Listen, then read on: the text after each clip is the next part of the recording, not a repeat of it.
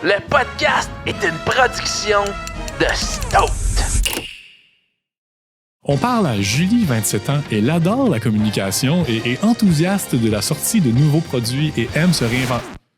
Qui, ça, Julie? Je l'ai jamais rencontré de ma vie, moi. Ça se peut-tu que ce soit exagéré, compliqué, mensonger, trop long? Il manque cette personne-là autour de la table très souvent. Arriver avec des idées fortes, c'est ça qui mérite un gros salaire. Non, au contraire, arriver avec des bons réflexes, c'est de ça qu'on a besoin plus que jamais. T'sais. Les flat earthers, eux autres, ils sont certains que la Terre est plate.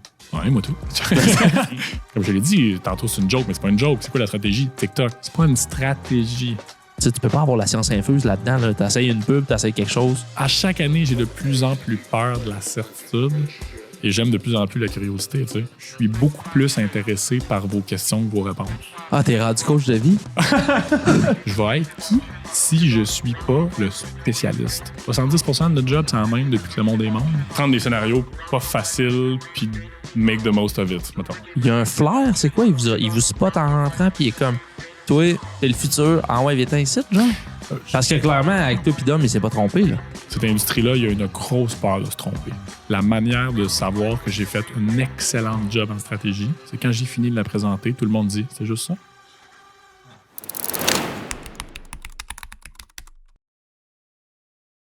Aujourd'hui, podcast numéro 22. 22. Quand même. Okay. J'étais avec un ami...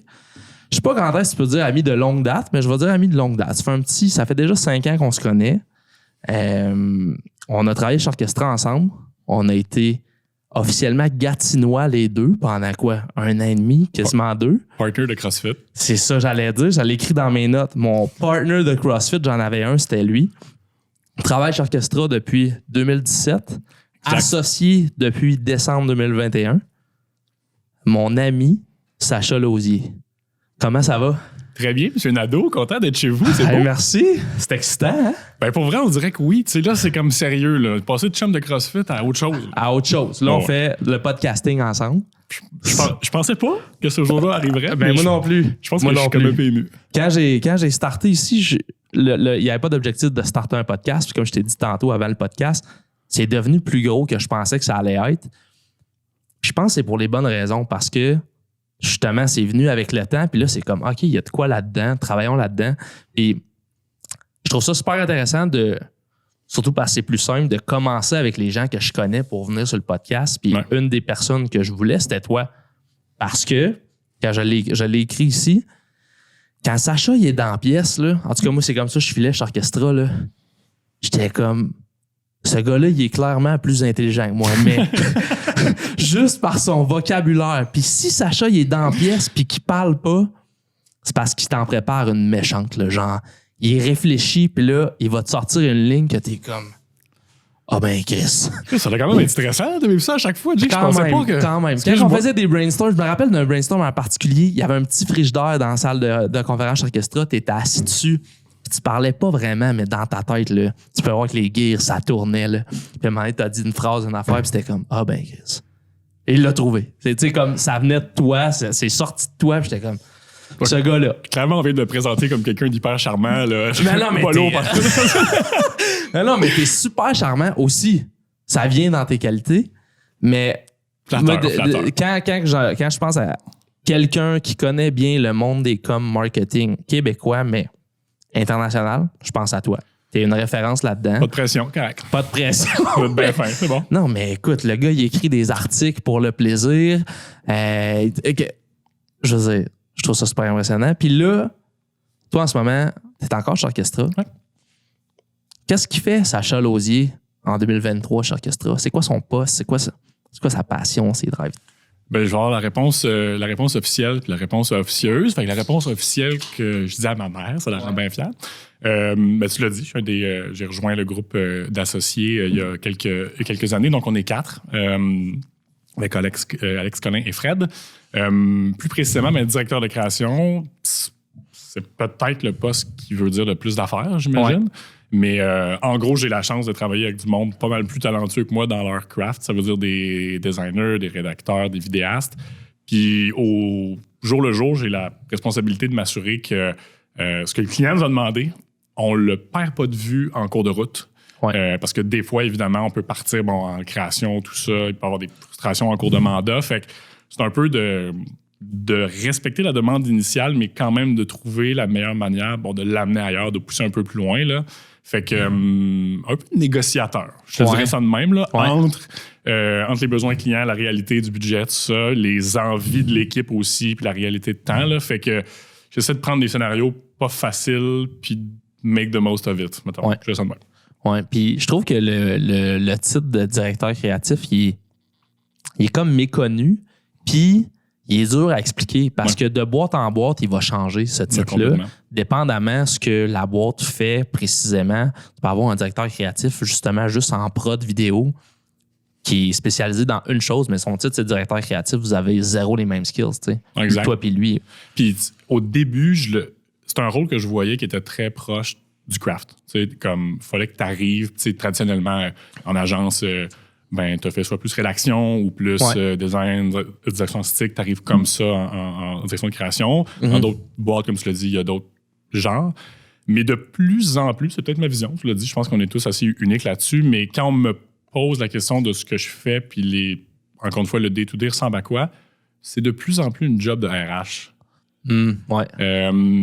Parce que si ça reste une job de craft... De RH, de ressources humaines pour les gens qui... Merci. Mais si ça reste à propos du craft et ça reste à propos de ton talent artistique, je pense que ça peut créer un des défauts de certains directeurs, directrices de création qui est tu vas vouloir tout le temps le faire. Tu vas vouloir le prendre, le faire. Tu sais, puis rapidement, notre job, c'est pas de le faire, c'est d'aider d'autres à le faire aussi. Ouais. Fait que tu réalises que c'est plus une job de ressources humaines, c'est plus une job de communication, une job, encore une fois, de négociation. Que je trouve que c'est vraiment à propos du craft. Moi, j'étais plus rédacteur à la base, là. Mais je suis plus coach que rédacteur, franchement. Ah, t'es rendu coach de vie? Il se lance. Mais si tu veux qu'on se mette ce podcast complètement, il est coach de vie à cette heure. Jamais mes pierres. Le pendule dans la main, là, toute la patente. OK. Fait que directeur créatif, puis rapidement, chez Orchestra, qu'est-ce qu'on fait? Qu'est-ce qu'on fait? C'est né vraiment de l'événementiel à la base. Ça reste une des racines. Là. On l'a divisé en trois assez récemment pour l'expliquer facilement. Il y a l'agence. Je vais dire structure d'agence traditionnelle là, qui fait de plus en plus trois affaires. Identité de marque. Branding, c'est un truc qui s'est développé parce qu'on aime beaucoup le produit. On aime c'est un début, une fin, que ce soit concret. Fait que le branding, c'est beaucoup cette dynamique-là. C'est moins des relations campagne toutes les semaines en micro-optimisation. Là, on commence, on finit, c'est beau, on le livre, puis il y a ce sentiment-là de concret. Fait que l'identité de marque, c'est un truc qui s'est développé assez organiquement. On a encore beaucoup d'événementiel, expérientiel, quelque chose ciel.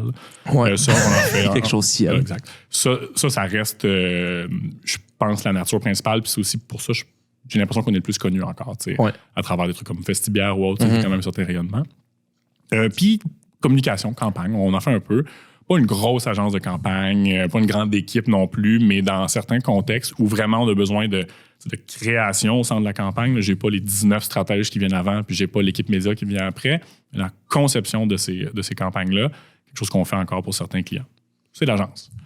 De l'autre bord, il y a une boîte de production vidéo qui a démarré il y a quelques années avec Fred et M. Fauché aussi, qui a été reçu précédemment. Fait que ça a resté. On trouvait ça important de garder main mise sur ça. C'est quand même un moyen de communication hyper efficace. Maintenant, t'as comme pas le choix. Il faut que tu communiques par vidéo. Là. Exact. Fait que ça avait du sens pour nous de l'intégrer puis de le garder proche. La partie qui est peut-être plus différente un peu, c'est celle qui est au centre, là, qu'on a appelée Alliance, dans le fond, où on est devenu, des fois par choix, par opportunité, propriétaire, investisseur dans certains projets. Le premier, c'était Festibière. Peu de gens le savent, mais c'est une marque qui a été développée à l'époque par les fondateurs de l'agence.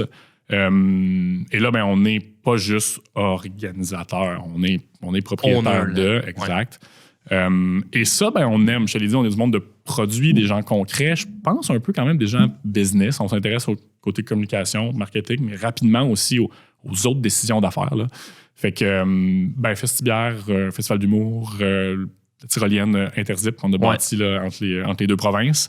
Fait que ça, c'est à l'heure actuelle 8 ou 9 projets. Mais là, tu parles beaucoup plus d'événementiel, mais vous avez aussi développé des brands, si je ne me trompe pas, de comme les jus. Là. Ouais, ben c'est ça. On s'est challengé là, sur à mener ces entreprises-là, on va être capable de les aider, en toute humilité. Là. On n'a pas de garage automobile, on connaît rien là-dedans. J'ai de la misère à savoir comment ouvrir le hood. Là. Fait que, je veux dire, il y a des trucs où on sait qu'on n'a pas. Fait qu'on cherchait à c'est quoi vraiment notre niche. Puis on peut-tu faire un pas à gauche, un pas à droite, mais rester quand même dans des milieux connexes. Fait qu'après les événements, Festibière, tout ça, ben là, le produit de consommation n'était pas loin. On a parlé avec des brasseurs, des épiciers. Fait que c'était dans notre un peu dans notre day-to-day. Fait que Flirt, c'est une compagnie qui font des breuvages avec des fruits que les épiceries allaient jeter, en fait. Des invendus, puis il y en a, les chiffres sont un peu aberrants, là, la quantité de fruits qu'on jette. Fait que eux ont commencé par le kombucha, on fait des sodas, puis maintenant, le truc qui fonctionne hyper bien, c'est les limonades. Prennent citron, basilic, menthe, les fines herbes qui allaient être jetées. Font des produits frais avec ça. La qualité est incroyable parce qu'on a de la matière première fraîche. Et c'est ça. Fait qu'on les a aidés là-dedans. Ça nous a amené ailleurs. On a appris, s'asseoir avec la sonde pour discuter de distribution alimentaire. C'était loin de notre quotidien. Ouais. Mais on peut les amener en festival. Mais on peut, fait qu'on tranquillement, là, on veut étendre, mais en restant quand même humble sur garder des industries où on a des bons réflexes puis une expertise valable. Tu l'as dit parce que je pense que vous avez eu un bon réflexe parce que ça fait un bout que vous avez déjà commencé. Moi, quand j'étais là en 2017-2018, vous aviez déjà commencé à faire Alliance. Mais les projets Alliance ont starté quand moi j'étais là. Ouais. Puis on le voit, mettons, depuis 2-3 ans, depuis la pandémie, là, les grands créateurs de contenu aux États-Unis diversifient leurs revenus en créant des brands, justement, ou en s'associant avec des brands qui existent déjà, mais en mettant leur nom dessus ou juste en. On peut penser à Logan Paul puis Prime ou Mr. Beast puis les Feastables puis tous les Beast Burgers, etc. Je le vois un peu de la même façon dans le sens que on va avoir notre propre IP, propriété intellectuelle. Propriété intellectuelle, je l'avais en anglais, mais. Ouais, c'est ça. Puis de mettre du temps là-dedans, je pense que c'est un bon réflexe. Puis je pense pas qu'il y a beaucoup d'agences qui font ça. Il y en a qui le font, mais pas au même niveau que vous pouvez le faire en ce moment. Oui, puis. Il y a différentes manières, je pense, d'entrer là-dedans ou différents prétextes de le faire. Ça pourrait donner l'impression qu'on le fait parce que rien d'autre nous intéresse. Puis si c'est pas nos patentes, à quoi bon? Puis parce qu'on est frustré, puis on veut cette liberté-là créative. Il y a une liberté là-dedans, c'est clair. On est notre propre client. Ça vient quand même avec des challenges, par contre. Là, souvent, je réalise qu'un brief bien paramétré, ça donne moins de mal de tête aussi, là, moins de maux de tête. Fait que nous, il faut quand même avoir de l'initiative pour structurer ces projets-là. Une des raisons pour lesquelles on le fait et qui nous rend le plus service, je pense, c'est que ça nous permet aussi de se casser les dents sur nos trucs. Puis je trouve sincèrement qu'on ait de meilleurs conseils pour nos clients, pour nos partenaires, depuis qu'on, j'aime le dire comme ça, là, depuis qu'on signe autant de chèques qu'on en reçoit. Que vous comprenez les deux côtés de la médaille. Là. Exact. Je pense que tu te le fais dire, valoriser chaque dollar, le temps, mais quand tu es en agence, des fois, tu es un peu... protéger réellement de ces enjeux-là. La paye va rentrer pareil, l'argent vient de quelque part d'un gros client. Ouais, puis t'es déconnecté, je veux dire, t'es comme, je vais mettre 25 heures de plus sur mon dessin, mais le client, il est comme, moi, ton 25 heures de plus, je le rentabilise où, tu sais? Ouais, non, exact. Ça n'arrivera pas, là. Exact, puis je pense que quand tu as une équipe à l'interne, auquel tu peux vraiment expliquer la réalité de tes projets, comme ça n'a pas été une grosse année, c'est difficile financièrement ou pas, voici où sont les dépenses principales, faut qu'on se challenge sur l'efficacité de ce qu'on fait, c'est un réflexe qui s'implante tranquillement, puis on le garde quand après ça, un client va nous voir. Fait il y en a plein des agences, il y a différentes approches, mais un truc je pense qu'on utilise de plus en plus quand on se présente, puis je pense qu'en toute humilité, c'est vrai, on respecte le temps et l'argent parce qu'à un moment donné, on est aussi notre propre agence des fois. Puis on se challenge. Des fois, on se dit qu'on n'est même pas la bonne agence pour votre projet. Pour notre projet. C'est une drôle de situation dans laquelle être.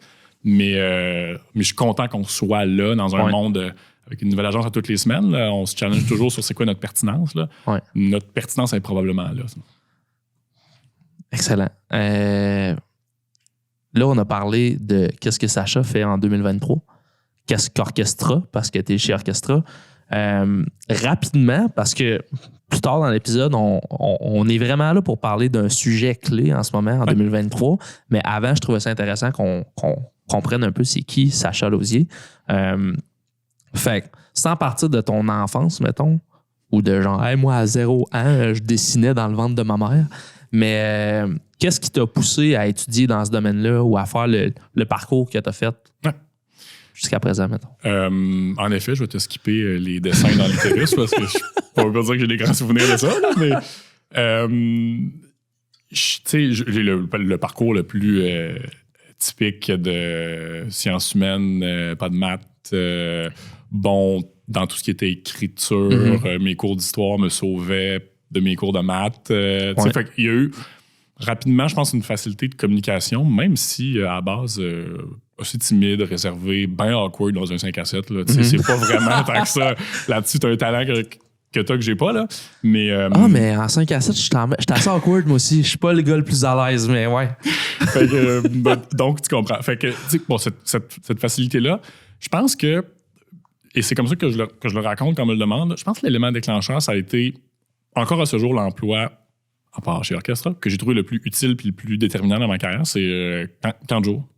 Ah, Kanjo, J'ai travaillé quasiment aussi longtemps. 7 ans dans un C'était quoi ton nom déjà? Boum Boum. Boum Boum. Boum Boum. Boum Boum. Toto. Toto? Ouais, Toto. Ah, c'est sûr que là, ça devient dur de garder notre crédibilité, Toto, mais disons. Mais tu sais, je suis arrivé là par hasard, je suis arrivé là en suivant des amis. C'était la job d'été, tout le monde avait ça. Je me suis dit, bon, je vais suivre la gang. J'aurais menti de dire que j'étais un grand pédagogue, là. C'était pas ça le but, mais tout le monde était là, ça avait l'air de fun, jouer dehors. Fait que je me suis comme lancé là-dedans, puis c'est la première fois où, tu sais, communication, on faisait ce qu'on appelait des races, des rassemblements.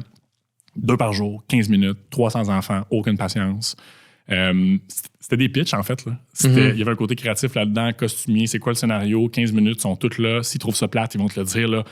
Bien plus que des clients, là. C'est poche, boum, boum. C'est vrai que vu de même, c'est ça. Ah, mon Dieu, j'ai jamais eu une clientèle encore plus dure que ces 24 en première rangée, là, qui ont le goût de jouer au soccer à la place, là. Comme, fallait que ce soit bon, tu sais. Fait ils sont fait rencontrer du monde. Beaucoup de ces gens-là sont en éducation ou en communication encore aujourd'hui. Là. Fait que bon, ça a quand même. Ça a forgé des personnes ou des carrières. Exact. Ouais. C'est quand tu rencontres plusieurs qui te ressemblent que tu es comme, que c'est actually quelque chose. Je pourrais vraiment faire ça de ma vie. Ouais. Fait que ça a amené ce côté-là, créatif, sous pression, communication, empathie un peu aussi. Là. C'est des enfants. Là, on en avait de 4 à 12 ans. Là. Puis même les plus jeunes, j'avais de la misère. Là. Moi, 10-12 ans, ça allait. Mais plus jeunes, je sais comme on parle pas le même langage. Je sais pas comment leur dire. T'sais.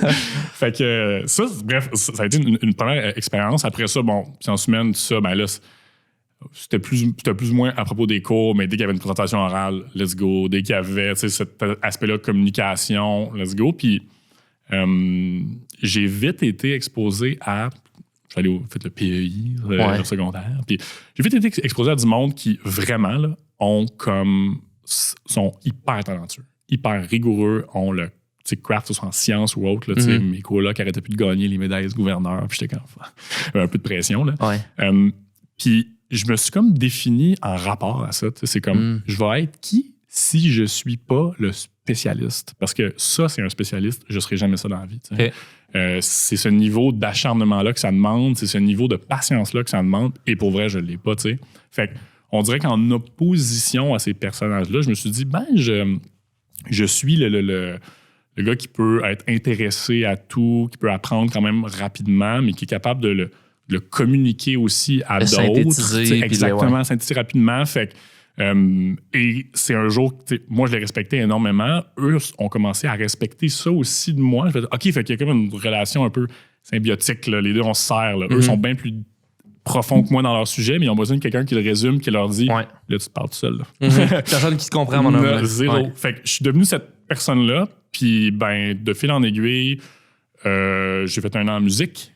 Avant, je suis allé en Australie après le cégep, je me sentais perdu. Je me suis dit, je suis pas prêt encore à faire des vraies études universitaires. Okay. Fait que j'ai dit, la musique, ça va être J'adore la musique, je veux pas. Mais ça va être un genre de... une rampe de transition. Fait que j'ai fait 1 an... Tu le savais que tu allais faire ça ou tu te disais, je vais en musique, puis si ça fonctionne, je continue? Ça a toujours été une grosse passion. C'était un certificat. C'était vraiment juste 1 an. Okay. C'était réalisation audio-numérique. Fait que j'ai joué un peu avec des micros. Okay.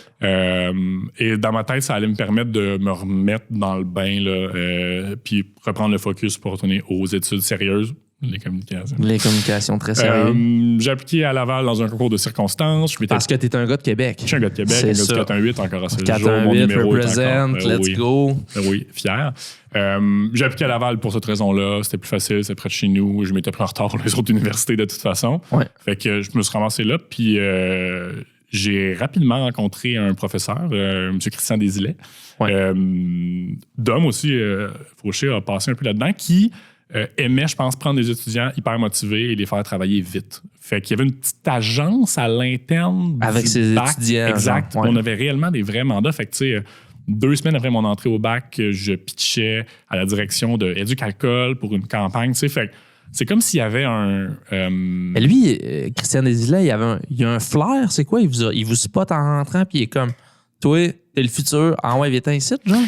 Parce que clairement, avec toi, puis Dom, il s'est pas trompé, là. Ben, écoute, j'aime dire que oui, il y a certainement un flair.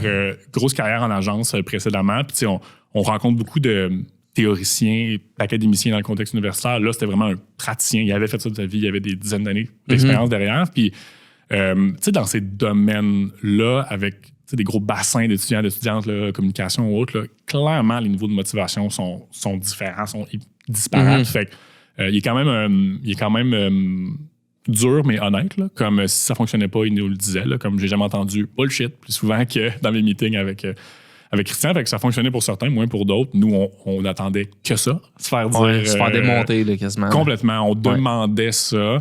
Quand tu passes de l'auditorium où t'es 100, t'as l'impression qu'on est tout un peu en dormance, puis qu'on va faire un bac. Là, il débarque, ouvre la porte, puis il est comme bullshit. Comme moi, c'est ce qu'il me fallait là. Ça vraiment pas une corde. Donc, j'ai vite eu l'expérience d'une petite agence, nous pousser à s'inscrire dans des concours. Puis, ben, dans ces concours-là, j'ai eu un feedback positif. Là. Il vient un moment où, quand même, je pense que t'attends ça. Fait que relève publicitaire, les jeux de la com, tu sais. Fait que j'ai fait de ces concours-là. Le côté créatif, le côté communicateur a comme été reconnu. Pas c'est réglé, t'es le meilleur, juste comme il y a quelque chose là. Fait que c'est vraiment dans le parcours universitaire sur le tard que ça s'est confirmé. Là. Je mentirais de dire que j'étais rentré à l'université en mode je vais faire ça, mais je suis resté ouvert, il y a eu cette expérience-là, feedback positif, puis ça m'a amené vers ça. Fait que de fil en aiguille, j'ai fait l'expérience des agences. Okay. Puis t'as mentionné les jeux de la com. Ouais. Je pense que c'est un élément important dans ta carrière, dans ton parcours d'études, etc. Moi, j'ai l'impression de les avoir fait, les jeux de la com. Juste entendre toutes tes histoires, les histoires à Dom. Et vous êtes quelques-uns d'ailleurs qui ont ce sentiment-là. Les histoires connexes des gens qui côtoient des gens qui font les jeux de la com. Ouais. Je vous envie un peu parce que je teste ce type de personnalité-là, mais tu sais, nous, à Thetford, là, les conseillers en orientation, ils nous orientaient pas tant que ça à aller faire des métiers qui n'existaient pas dans le coin, tu sais. Mais moi, clairement, j'avais la personnalité pour aller faire ce genre d'affaires-là. Ouais. Puis j'aurais clairement trippé à faire les jeux de la com, mais je les ai jamais faites. Pour quelqu'un qui... Soit des gens qui sont pas encore à l'université, ou des gens qui aspirent à l'université, ou des gens qui sont en com, mais qui se font pas les jeux de la com. C'est quoi les avantages de faire les jeux de la com? Puis pourquoi on ferait ça, tu sais? Ouais. Ben, tu sais, on peut parler des jeux précisément. On peut aussi prendre un petit pas de recul puis appeler ça les implications parallèles. Parascolaires. Exact, merci. Dans notre cas, ce qu'on a vite compris en arrivant à l'université, parce que, là, c'est une petite histoire courte, mais je pense que ça aide à comprendre le contexte, là. L'Université Laval a pris une position qui était plus théorique par rapport aux communications. Ils se sont dit, au lieu de faire à croire aux étudiants qu'on est capable demain de leur apprendre tout ce qu'il faut sur comment fonctionnent les réseaux sociaux, qui prennent ça pour du cash, puis qui ont l'impression qu'ils sont outillés à vie. On va les apprendre à apprendre. Ça, c'est vraiment le positionnement. On va leur donner des réflexes qui leur permettent d'être plus critiques par rapport à ce qu'ils apprennent. T'sais. Fait que c'est un positionnement, c'est un choix d'institution. Il y en a qui aimaient, d'autres qui détestaient. Là. Mais c'était ça. Fait on est plusieurs, je pense, à avoir compris implicitement ou très concrètement que il allait vite falloir faire plus. Parce que c'est quand même un domaine qui valorise tes portfolios, tu as fait des affaires concrètement. Fait c'est beau apprendre à apprendre. Faire le théorique, il faut l'avoir concrétisé. Fait il y a un groupe qui s'est levé la tête en mode OK, mais qu'est-ce qu'on fait de plus? Si c'est pas juste le programme, si c'est juste suivre les tracks de ce qu'ils font, c'est pas assez, qu'est-ce qu'on fait? Fait que c'est... Les jeux de la com, pour moi, c'est apparu comme un truc comme ça. Ce que je faisais avec Christian en même temps, il y avait ça, mais il y avait les jeux. Fait que c'est une épreuve qui était quand même concrète. C'est drôle, hein? moins ton bac est sérieux, plus les jeux sont sérieux. Tu sais, les jeux de médecine, les jeux de droit, c'est pas mal joué au dodgeball, ça brosse. Mm-hmm. Nous, parce qu'on sentait que le bac peut-être manquait d'éléments plus concrets, honnêtement, on était sur le gros nerf. Là. Les jeux de la com, c'était le gun. Tous les dimanches, on faisait nos pitchs, il y a des mentors qui s'impliquaient, on se faisait poivrer le dimanche à 8 h le soir parce que notre pitch n'était pas assez bon. On avait tous l'envie d'ajouter du concret là-dedans. Fait que qu'est-ce que ça a amené comme avantage, en gros? Ben, il y a un avantage dans le réseau. Tu développes clairement un réseau, que ce soit amical, je veux dire, j'ai rencontré plusieurs de mes grands amis, des relations que je garde encore aujourd'hui dans ce contexte-là. Mm-hmm. Fait que la première vraie raison, là, ça rentre peut-être mal dans un spreadsheet, mais c'est quand même ça. J'ai des relations que j'espère garder longtemps. Il y a eu le côté pratique. On en a fait des pitchs, puis des pitchs, puis des pitchs, puis des pitchs, puis il n'y a rien qui remplace le volume là, à quelque part. Puis je pense pas que le parcours typique aurait donné ces opportunités-là. Moi, personnellement, et je pense pas que c'est le cas pour tout le monde, parce qu'il y en a qui font 1 an, c'est assez, puis ils quittent. J'ai un peu exagéré. Là. Je pense que s'il y avait un Wikipédia sur les jeux de la com, je pense que je suis le 3e en termes de longévité, de participation dans l'histoire des jeux. Je salue Riff et Ramon. Je pense que je suis 3e. 7 ans d'implication, 2 fois. Quand je dis ça au monde, ils sont comme exagérés. Mais moi, t'es un... Comment je dirais ça? Un représentant incroyable des jeux de la com. T'es un turbo fan des jeux de la com. T'en manges, t'aimes ça. Puis, c'est pas pour rien qu'on a fait Orchestra Camp saison 1 et 2 qui sont comme des répliques des jeux de la com, mais en agence. Oui, ben exact. Puis, moi, la raison pour laquelle j'ai eu cette longévité-là, pour laquelle j'en parle encore hyper positivement, c'est j'ai personnellement découvert quelque chose qui est le vrai fil logique là, dans mes emplois, dans ma carrière, dans ce que j'aime et de ce que j'ai envie de faire. J'ai pensé que c'était la communication, j'ai pensé que c'était la pub, j'ai pensé que c'était sincèrement ce que c'est le groupe. Mm-hmm. Je le dis maintenant, là, je ferais des c'est la première fois que je t'entends ça. Je ferais des chaises avec ce monde-là. Ça me ferait plaisir. Ouais. Là, on a un prétexte qui s'appelle la communication, on a un prétexte qui s'appelle la pub, le marketing, le branding.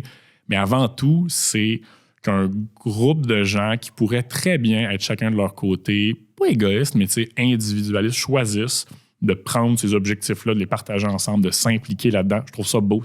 On faisait ça pour des médailles en plastique, au final. Là.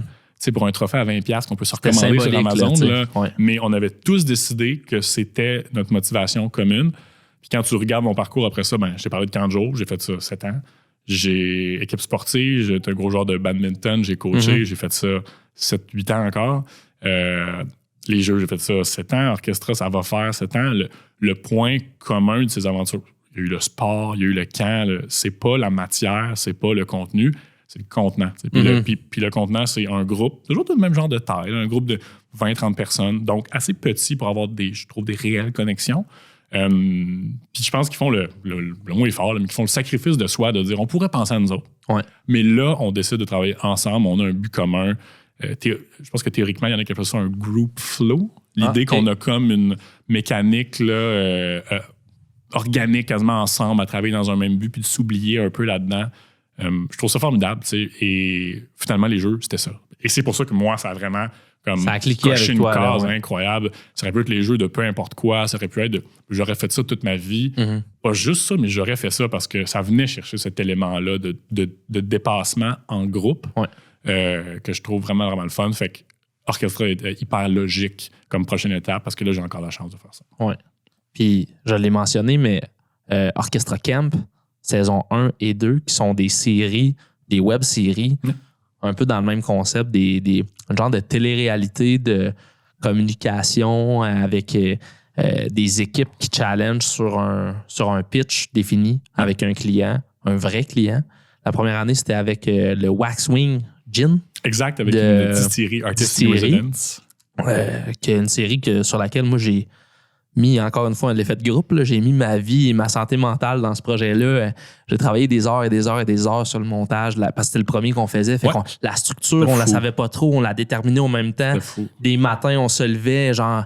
Moi, j'étais là depuis 6 heures le matin. J'étais comme, hey, Sacha, faut aller enregistrer du voice-over dans le parc en avant. Là, on partait avec Dom, t'en rappelles, là, tu sais. Par-dessus tout le reste, là, c'est pas comme si notre job c'était ça. Là. Non, C'était c'est juste ça. un over and above. C'était qu'on trouvait comme cool, là. un passion project pour tout le monde dans la place. Ouais. Puis c'était, OK, on a un certain budget défini, mais il faut le livrer à la hauteur de ce qu'on est capable de faire. Ça a bien sorti. Saison 2, moi, j'étais plus là, mais vous avez fait une saison 2 qui a très bien fonctionné. On a reçu Hubert Pelletier sur le podcast. Ouais, OK. Qui est venu. Qui Hubert Astor, il suit là, le CLGP Grand Prix de voile. Fait que tout ça pour dire que Orchestra Camp l'a amené là-bas. C'est juste à cause d'Orchestra Camp que Hubert est rendu là. Je suis content qu'on le dise. Non, mais c'est ça. Je pense que tout est dans tout. Ouais. C'est le fun. Fait que c'est ça. Ben, puis la preuve, pour moi, que ça a fonctionné, que ça a valu la peine, tu l'as dit, c'était pas facile, mais on en a fait des mandats ensemble, on en a fait des projets ensemble, on en a passé du temps ensemble. Ouais. C'est de ça qu'on vient de parler. Ouais. Moi, je le dis tout le temps, là, comme je trouve qu'un des plus gros luxes qu'on a, puis bon, on parlait des jeux, je reviens un peu en arrière, mais un autre des trucs que ça a créé, c'est qu'il y a des âges pour vivre ces affaires-là, tu sais. Et pourquoi faire ça pour des gens qui sont à l'université ou qui rentrent, là, tu sais. Ces histoires-là, c'est le temps de les créer là. On en a ri, tu sais, c'est niaiseux ce qu'on a fait. On s'est détruit pendant un moment. Physiquement, c'était pas les meilleures décisions. On aurait pu faire autre chose, mais on en ressort avec des gigs d'histoires, d'anecdotes, Puis, je veux dire, ça n'a pas de valeur. Là. Comme je veux dire, c'était le temps de le faire, on l'a fait.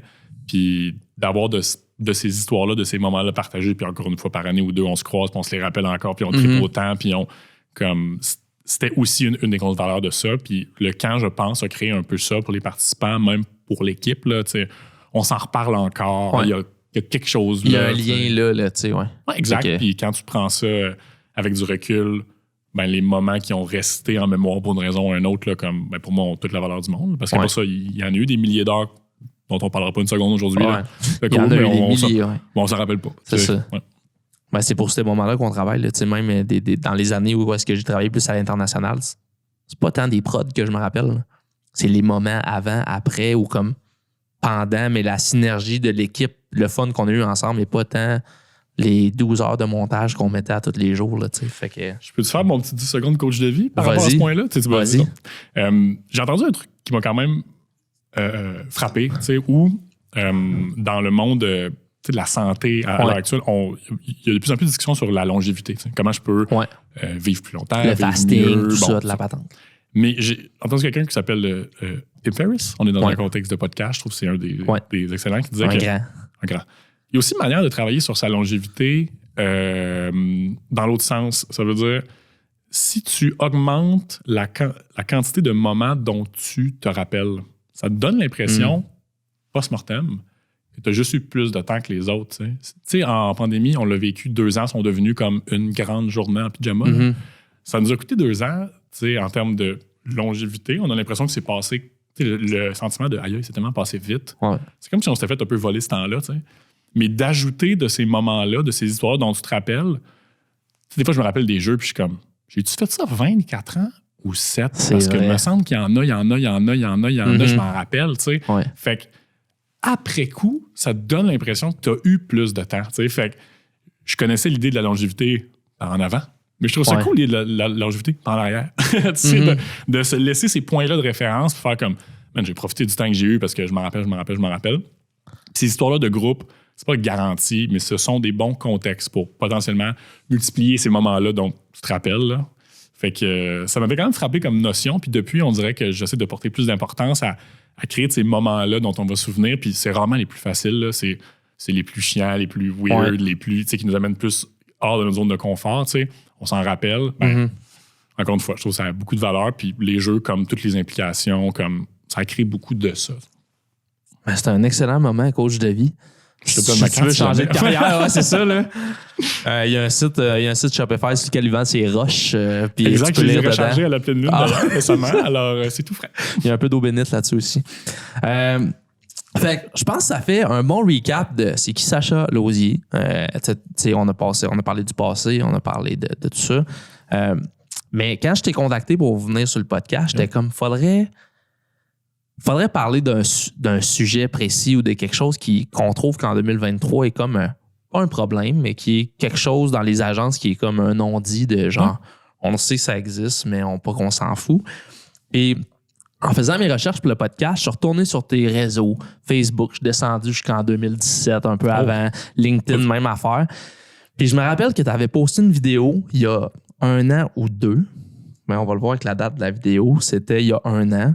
Okay. Tu l'avais partagé, je connaissais pas cette boîte-là. On va l'écouter ensemble parce que je trouve que ça résume très bien le sujet duquel on va parler. Wow, grosse recherche. Ben, tu le sais, je suis sûr que tu sais c'est quoi, tu vas voir la pub, là. On va l'écouter ensemble, je vais la mettre en... L'audio va être meilleur que là, quand on va écouter la vidéo, là. I stimulated his amygdala. And I took his hands into mine. And I said, Jimmy, you're going to be okay. It must be so rewarding to be a brain surgeon. So, Greg, what do you do? I'm in advertising. Are you working on anything exciting? I just finished this amazing case study. Case study, is that like a commercial? No. It's for awards shows. Yeah, to show the judges how successful the campaign was. I did this innovation piece for Charlie's Chutney. Never heard of them. It's a small local chutney company that we approached. What did you do? I created a left-handed mango chutney. Oh. Yeah, it's this left-handed jar of mango chutney designed specifically for left-handers. It was for National Left-Handers Day. The planner really helped beef up the case by playing on how the left-handed community is underrepresented. That's important. So you can find this in stores, I guess, yeah? No, it was more of a limited run. We sold out, though. Yes. How many did you sell, Greg? 6. Only 6 jars.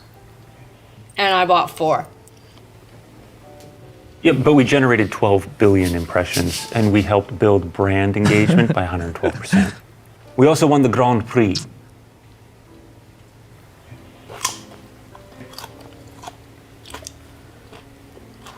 I actually also work in advertising. Oh, another one. So, what case studies have you done? I wrote the beer ad where the horse farts. I saw that. That went viral.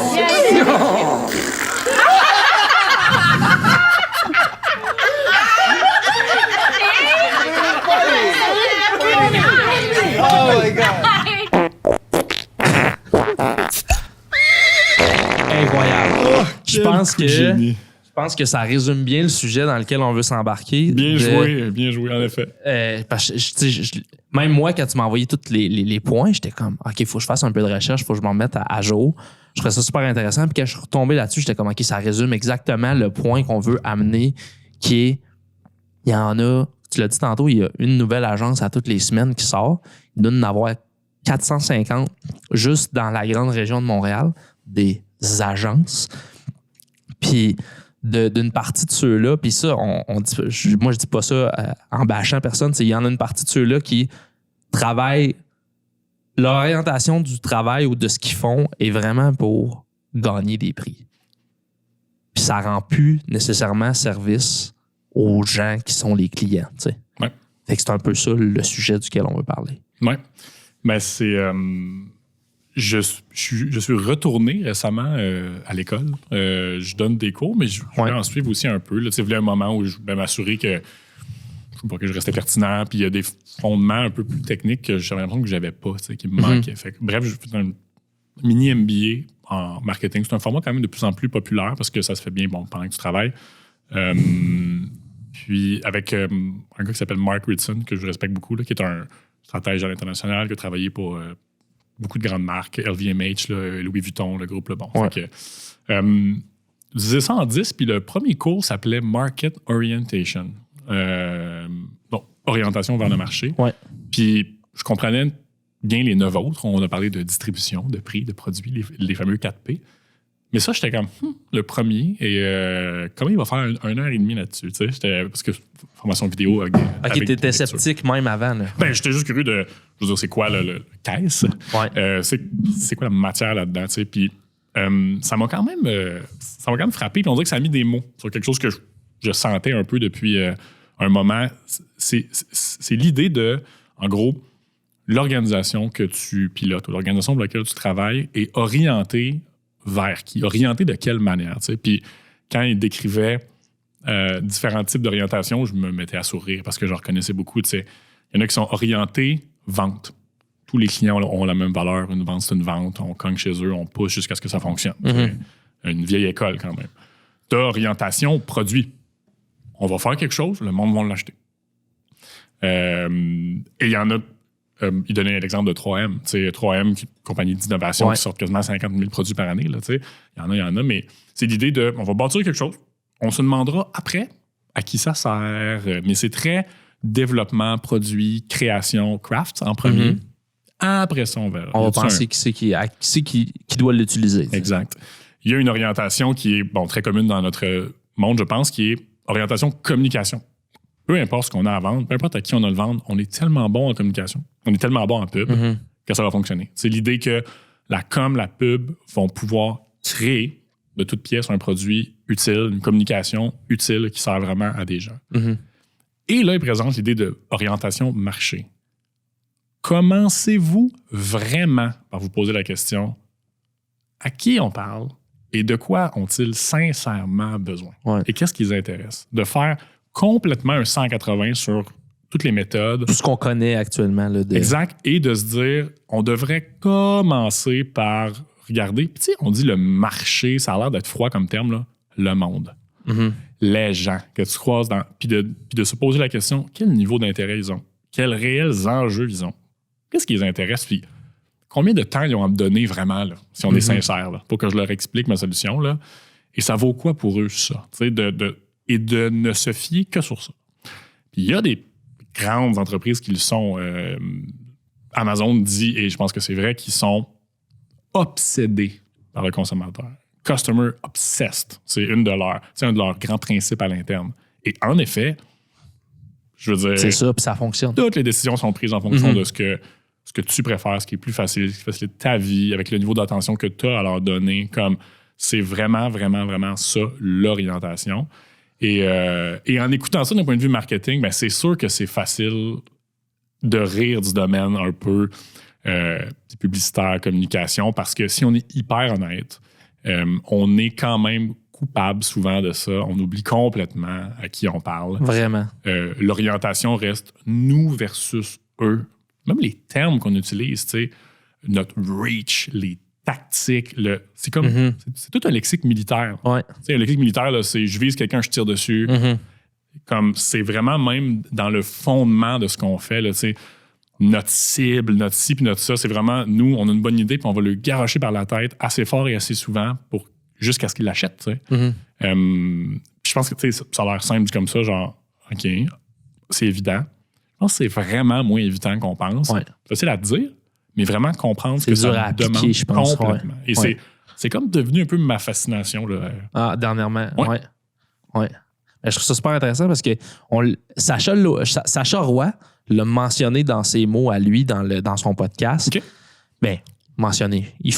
C'est un peu dans le même sujet, dans le sens que dans les dernières années, mettons, surtout en vidéo, parce que c'est plus le domaine que moi je connais bien, Sacha Roy aussi, etc. Les gars sont fascinés à shooter avec des RED, puis des lenses anamorphiques, puis des ci, puis des ça, puis des gros rigs, des affaires qui coûtent cher. Tandis que le client, en ce moment, là, en bon français, là, il sert contre-torche de ton anamorphique puis de ta RED.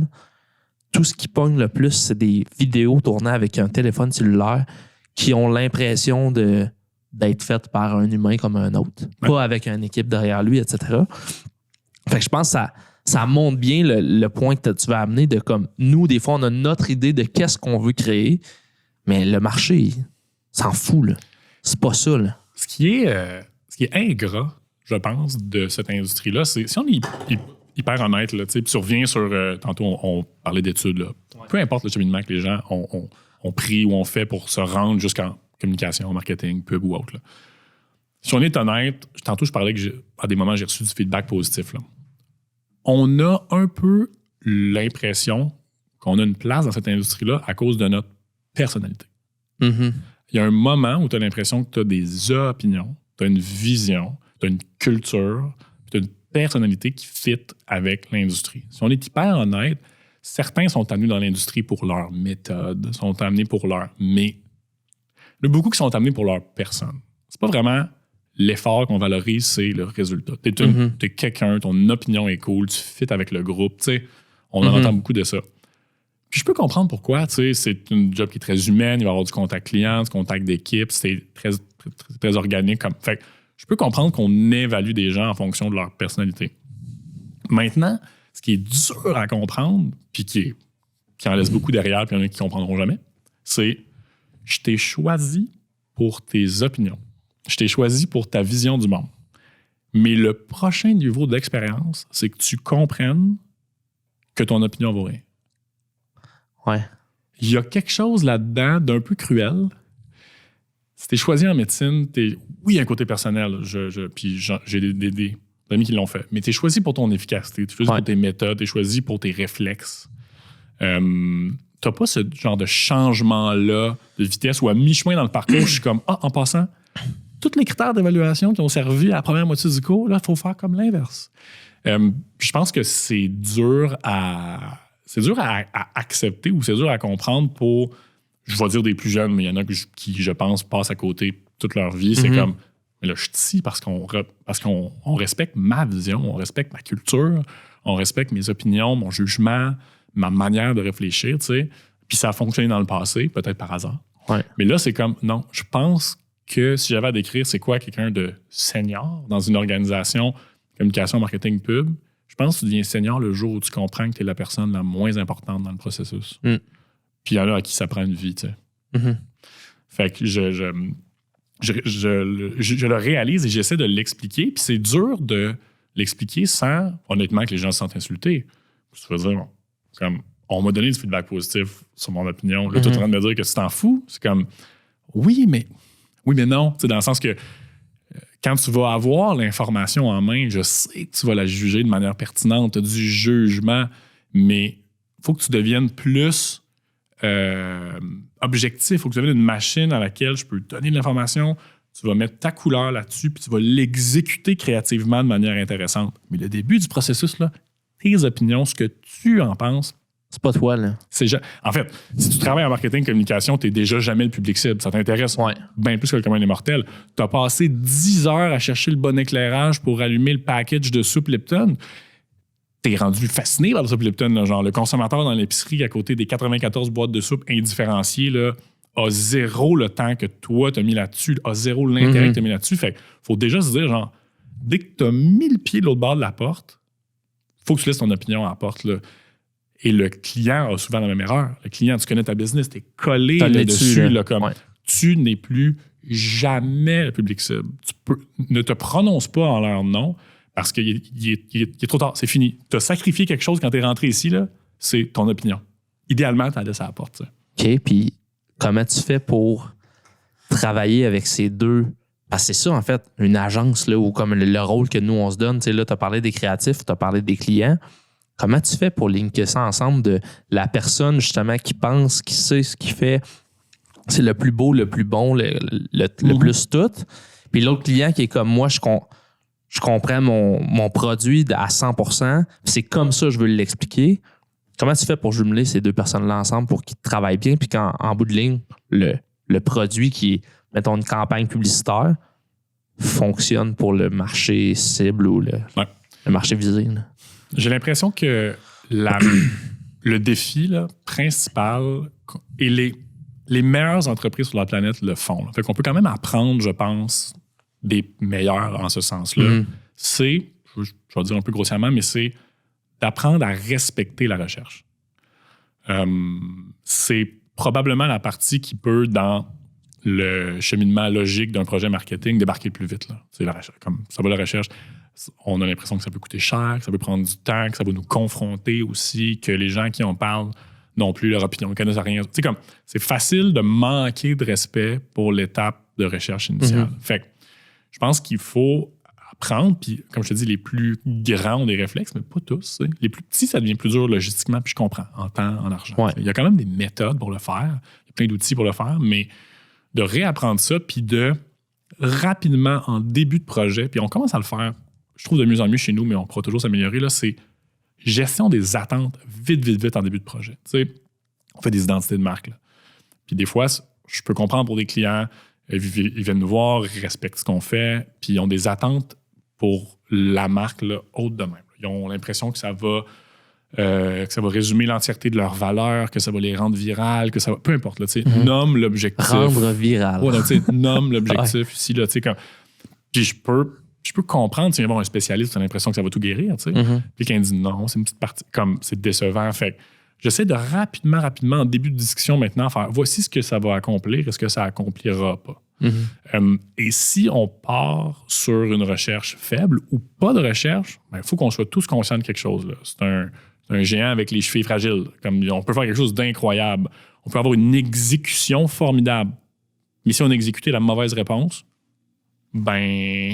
on a fait notre travail dans le brief qu'on avait, mais est-ce qu'on a le bon brief? T'sais? Fait que je pense que de ne pas avoir peur de commencer le processus en toute humilité, on connaît rien. Dans votre industrie, je vais te super Je connais pas ça. Mais je pense que c'est ma force. Je pense que j'arrive sans grand jugement. Ta force à toi. Mais je pense qu'en tant qu'agence, ça peut être notre force. On a l'impression que notre force, c'est nos opinions puis tout ça. Non, au contraire, je pense qu'on est le pas de recul dont les clients ont besoin. On connaît pas ça. On arrive avec nos stéréotypes, on arrive avec nos jugements préfaits, mais on est prêt à les tester hyper objectivement, puis on est prêt à dire qu'on avait tort. T'sais. Et peut-être devenir cette personne-là qui confronte le client comme vous pensiez que, mais non. Puis il y a des exemples de ça, là, et puis je t'en donne un, puis il y en a qui peut toujours faire rire. Là. Wendy's, fast food. On revient là, des années en arrière. Wendy's a été un des premiers, là, pas comme quote trop sur l'historique puis les chiffres exacts, là, mais un des premiers à lancer les burgers doubles. Double boulette. Là, bon. Lance ça. Les ventes, pathétiques. Engage, il me semble, Saatchi à l'époque. Une des grosses agences, un groupe mondial, avec un historique incroyable. Des millions en communication. Le double. Rien qui fonctionne. Fonctionne pas. Jusqu'à ce que quelqu'un, je ne sais pas si c'est de l'agence, du client ou un consultant externe, il me semble que c'était quelqu'un d'externe, justement, qui arrive avec ce point de vue-là. Il est comme, moi, je pense que vendre votre double, c'est bien facile. Ça va prendre une photo puis 1 heure. Il fait comme, OK. Comment on vend le double? C'est facile. Ça prend un triple. Parce que s'il y a un double sur le menu puis c'est le plus gros des deux, il a l'air décadent. Ça sent mal de prendre le double quand il y a le simple. Quand il y a le triple, c'est comme, le double, c'est un choix pas si pire quand même. C'est ça.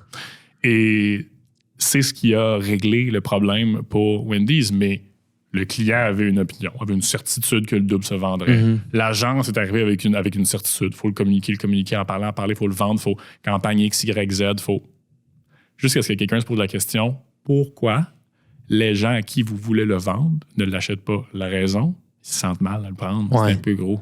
C'est un peu gros sur le menu, ça devient plus facile à accepter. Et c'est ce qui a réglé le problème. C'est un peu la stratégie qu'emploie maintenant Apple avec leur... Quand tu achètes un MacBook, là, tu peux acheter le MacBook standard. Puis là, tu es comme, il y a juste 256 gigs dedans. Fait que je vais mettre un disque dur de 1 Tera, mettons. Puis là, tu montes t'as le MacBook de base avec un meilleur disque dur. Tu tombes, mettons, à 2450. Mais le MacBook, juste au-dessus, il est 2600. Fait que 150$ de plus. Puis lui, il a comme 2-3 perks de plus le 1 Tera. Fait que là, t'es comme, au lieu de prendre le base avec un meilleur disque dur, je vais prendre lui dans le milieu. Quand t'arrives à lui dans le milieu, t'es comme, moi, je suis rendu là, je vais checker qu'est-ce que je peux mettre de mieux dans mon MacBook. T'ajoutes un petit truc, puis tu tombes entre les deux, entre le MacBook du milieu, le deuxième, puis le troisième qui est le plus cher. Fait que finalement, tu fais, je vais prendre celui-là du milieu. C'est la même stratégie, dans le fond. Ouais, puis écoute, c'est un excellent exemple. Là. Tu parles de Apple. C'est une guerre vieille comme le monde. Là. Mac versus PC. Puis ça a été des campagnes incroyables, hyper intéressantes. Là. Deux ennemis. Là, Mac et PC, le Mac et Windows. Là. Exact. Mais c'est un excellent exemple de ça parce que si tu arrivais avec le point de vue Windows, puis tu assumais que les gens voulaient une machine flexibles, qui peuvent personnaliser, qui peuvent modifier. Les utilisateurs veulent plein contrôle sur leur machine. Puis t'arrivais avec ce point de vue-là. Une idée là, irréconciliable, c'est que je te dise non. Moi, là, tu me barres tout ça.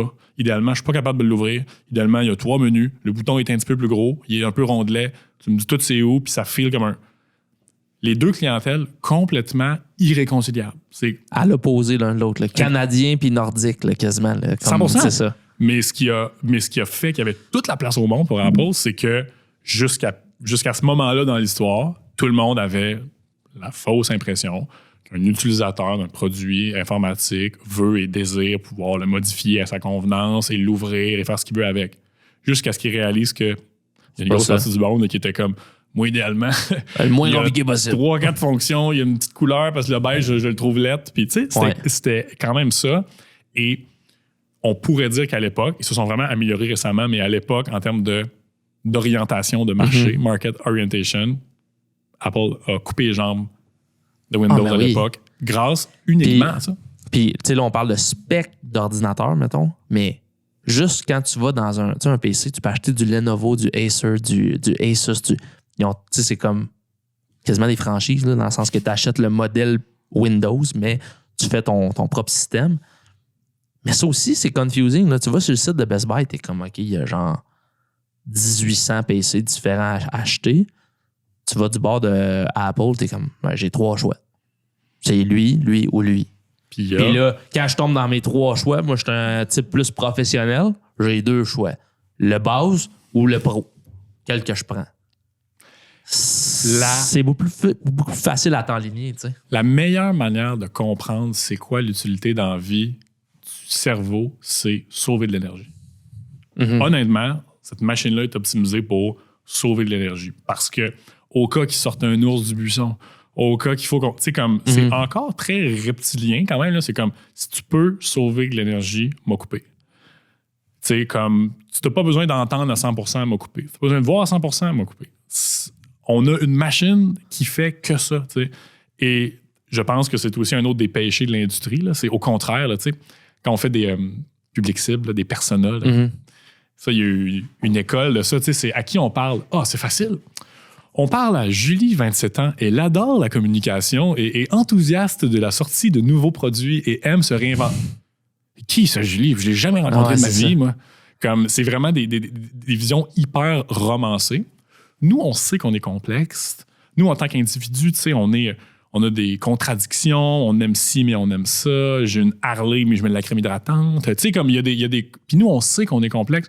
Mais on a l'impression que dans un contexte de marketing, après ça, on parle à du monde unidimensionnel. C'est comme, il y a une Harley qui boit du gros whisky. Puis, il est à gauche ou il est à droite. Il est à gauche ou il est à droite. Il y a vraiment rapidement, on dirait que quand tu mets les gens sur une table pour les cibler, c'est encore l'image militaire, là, ça devient... Non, mais ça devient comme...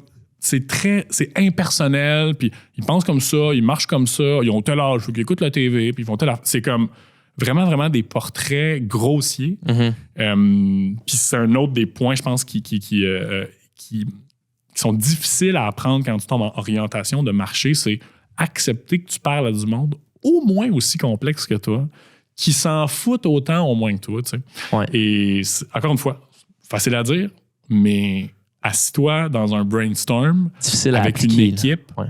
La personne qui manque toujours autour de la table, c'est le client. Le client, à la fin, n'est pas au brainstorm, n'est pas dans le... Ouais. À un moment donné, on découvre s'il a aimé ça ou pas. Mais je pense que notre job, c'est un peu ça le point aussi. Tu parles du client, de l'acheteur. L'acheteur final, le client final. Tu sais. S'il y a un achat, là, mais l'acheteur. Mais non pas le client qui te donne le mandat. Là. Exact. Puis je pense que, comme en marketing, peu importe là, notre grande industrie qui est vraiment petite, là, j'ai l'impression que la richesse qu'on peut être, là, la chance qu'on a, là, c'est dans ces meetings-là, pas d'être la personne qui arrive avec une opinion préfaite. D'être la personne qui fait ça se peut-tu qu'ils s'en foutent complètement de ça? Ouais. Ça se peut-tu que ce soit exagéré, compliqué, mensonger, trop long?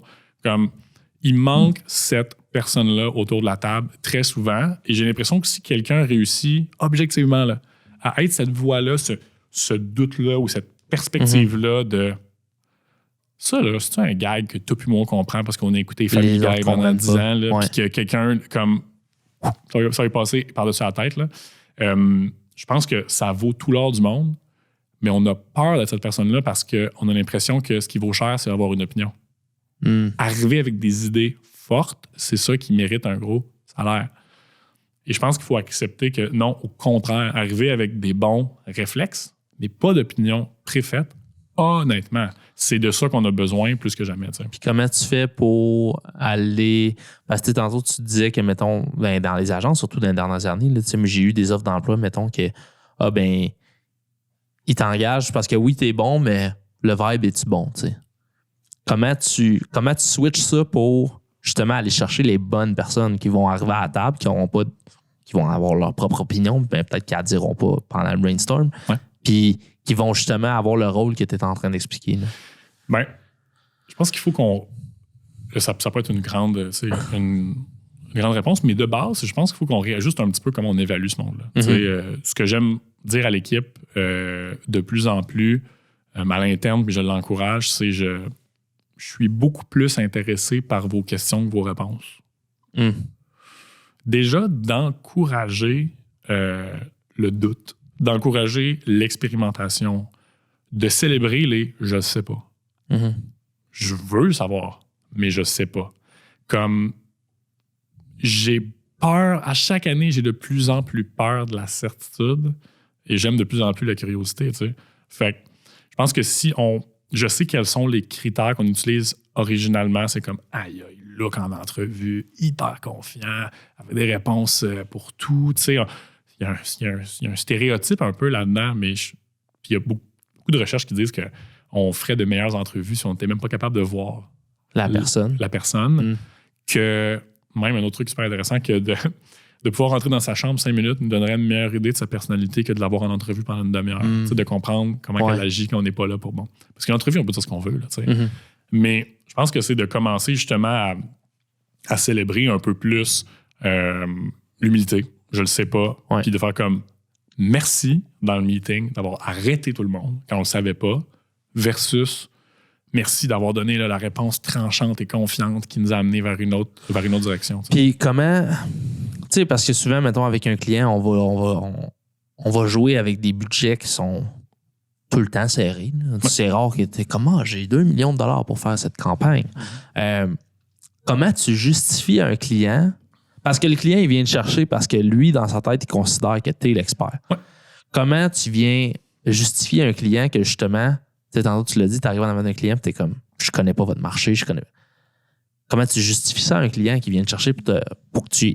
Lui, dans le fond, il vient te voir pour que tu lui donnes un service. Puis toi, en retour, tu lui dis, ben, je connais pas ton marché. Ben, peut-être tu connais le marché, mais tu connais pas le produit ou quoi que ce soit. Puis on a des doutes sur la manière qu'on veut l'exécuter parce que c'est un peu toujours un essai-erreur. Tu sais, tu peux pas avoir la science infuse là-dedans. Là. Tu essayes une pub, tu essayes quelque chose. Tu es comme, bon, mais ça a marché ou ça a pas marché. Comment tu justifies ça à un client? On a, je pense, de la difficulté en tant qu'industrie, à se présenter et 2, à se faire respecter. Tu sais, je vais vous donner un autre exemple. Une industrie de services qu'on a tous utilisée dans la vie, c'est, prenons la médecine. Je l'ai pris tantôt. À l'inverse, si tu rentrais chez le médecin, il te regardait, puis il disait, je sais tout, mon gars, c'est le foie, telle affaire, puis il faisait aucun test. Au contraire, t'es comme, ça va commencer dans une prise de sang, cette affaire-là? Je vais aller chercher une deuxième opinion. Non, mais exact. Là, comme tu sors ça d'où, tu sais. Il y a plein d'industries qui commencent par cette étape-là qui est absolument clé. Étape de recherche, ça commence par un échantillon, ça commence par... Fait que j'ai peut-être l'impression qu'on a à se... Puis là, il y a une question de, je pense, de collaboration en tant qu'industrie, tu sais. Parce qu'on l'a dit, il y en a plein des agences, il y en a plein des pigistes, on est beaucoup. Et il y en a qui utilisent comme argument de vente cette certitude-là, spécialiste de telle industrie. Et il y en a, en effet, qui ont des grosses machines, qui ont de la recherche. Là, je ne veux pas dire que personne ne sait rien. Là, il y en a qui sont, je pense, d'humilité ou d'expertise, deviennent en effet bons, puis acceptent de se concentrer sur une industrie parce que c'est déjà une mission d'une vie faire ça. T'sais. Mais il y en a qui, à tout vent, vont dire, ben oui, facile, TikTok. C'est comme qui tombent dans des tactiques, là, puis qui vendent des tactiques comme si c'était la réponse. Fait à la base, c'est ce que je te disais tantôt. How to make your first million, genre. Non, exact. Là, c'est comme, c'est des réponses, des exemples, c'est zéro applicable pour ton cas, mais c'est pas grave, je te vends la certitude. Fait que, je pense que c'est rapidement, en tant qu'industrie, j'ai l'impression qu'on peut se donner un coup de main. Puis honnêtement, on va être super mercantile ensemble. Là. Si les clients respectaient plus la première partie du mandat, on ferait tout plus d'argent. Il y a un certain rôle d'éducation là-dedans de notre part, les agences puis les gens qui travaillent dans ce domaine-là, de comment on n'a pas la science infuse de tout ça. Convaincu. C'est ça. Puis après, je pense que l'équipe à l'interne, souvent, le malaise que je vois, c'est le premier malaise, en effet, il peut être du côté client. Je pensais que vous étiez expert. Le deuxième malaise, il est à l'interne aussi, des fois, de l'agence. Je pensais qu'on était expert. Puis, il y a un malaise à justifier le prix de ça. C'est comme, là, on va-tu faire ça pendant 10 heures? Là? C'est parce que c'est cher. Tu sais, puis, si ta force de vente n'est pas capable de sincèrement expliquer à quel point c'est essentiel, c'est sûr que le client le sent là, comme, là, tu me vends n'importe quoi. Là. C'est écrit flou, le devis, je comprends pas. Là, tu te fais challenger, puis si t'es pas sûr, puis tu te fais challenger, là, tu plies. Ah, ben excuse-moi, OK, on commence tout de suite. Tu sais. Fait que, oui, en tant qu'industrie, puis auprès des clients, mais je pense que même à l'interne, il y a beaucoup de travail, puis je lis beaucoup d'histoires ou de cas de stratèges, là, tu sais, qui disent hyper important aussi de prendre ta propre gang comme un client là-dedans, puis de les vendre et de les convaincre aussi de la valeur de ça. Parce qu'après, c'est eux qui l'expliquent aux clients, c'est pas tout le temps à toi, tu sais. Et quand tu es capable de le vendre en toute confiance, comme non, écoute, ce serait tellement niaiseux qu'on parte sans s'être posé la question, sans avoir parlé à du monde, sans être allé les voir, sans être allé les observer minimalement, là, que comme on va partir designer n'importe quoi, ça peut être beau, mais si tu veux vraiment ça selon tes besoins, il faut que ce soit une évidence totale, je pense, pour faciliter notre job auprès des clients. Fait que c'est ça, c'est autant externe, j'ai l'impression qu'un peu interne aussi. Il faut qu'on soit tous convaincus de la valeur que ça a. Puis il y a plein de facteurs qui viennent influencer ça, je pense. Puis il y a aussi le fait que dans le domaine qu'on est, ce que tu as appris à l'université en 2015, 2014, il n'y a plus rien qui s'applique en 2023. Là. Tu sais, je veux dire, mettons la médecine, quand tu l'as appris en 1999, le foie, là, c'était le fouet. Il fait la même job, ça n'a pas changé, il est peut-être un peu plus gras. Good old foie. Good old foie, mais c'est la même affaire. Là, nous autres, là, on joue avec 12 000 nouveaux logiciels. Avec l'arrivée des AI, tu as genre une panoplie de nouveaux outils qui te permettent de faire ton travail plus vite ou des fois d'ajouter un step de plus que tu ne pouvais pas te permettre de faire avant. C'était impossible de le faire. Puis là, t'es comment je peux l'offrir au client? Il y a cette affaire-là. Mais le point que je vais amener, c'est tu l'as jamais essayé. Fait que c'est sûr que, tu sais, il y a des nouvelles technologies, mettons, en 3D. Demain matin, je vais te dire, hey, on est capable de faire ça. Je vais te dire oui. Il y a ça qui existe, ça vient de sortir. Je ne l'ai jamais fait. Il va falloir que je me pratique. Ça vaut quelque chose, ça, là. Tu sais, le genre de. Comment tu justifies ça à un client de comme. Puis là, je te pose la question de moi parce que souvent, c'est le problème de comme. Comment je fais pour dire à mon client, mais je le sais, je suis capable de le faire. C'est un logiciel comme les 18 autres qui ont sorti dans les dernières années. Je vais le maîtriser, je vais être capable de faire de quoi avec. Je ne l'ai jamais utilisé encore, tu sais. Ouais. Puis, il y a un point que je nuancerais ou un peu, tu sais, c'est un des. Encore une fois, puis je vois, tu sais, stratégie, on a l'impression que c'est une personne dans l'organisation. Moi, je pense que c'est un devoir pour tout le monde. Là. Dans l'organisation, c'est plus un réflexe qu'un poste dans ma tête. Ouais. Mais une des premières affaires, j'ai l'impression aussi, qui est important à comprendre, c'est, tu l'as dit, il y a des choses qui changent. Le foie n'a pas changé ben. Les outils changent.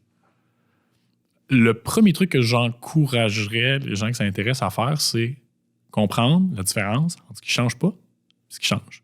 Parce que je pense qu'on aime dire qu'on est dans un monde, surtout nous en com, les nouveaux outils, je pense qu'on aime ça dire qu'on a un monde compliqué.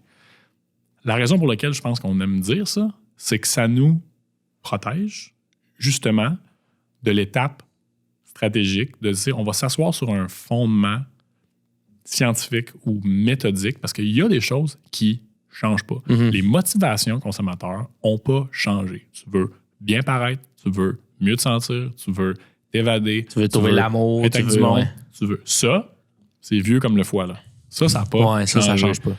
Mais j'ai l'impression que rapidement, il y a aussi un biais générationnel avec les réseaux sociaux et autres là, d'être tactique.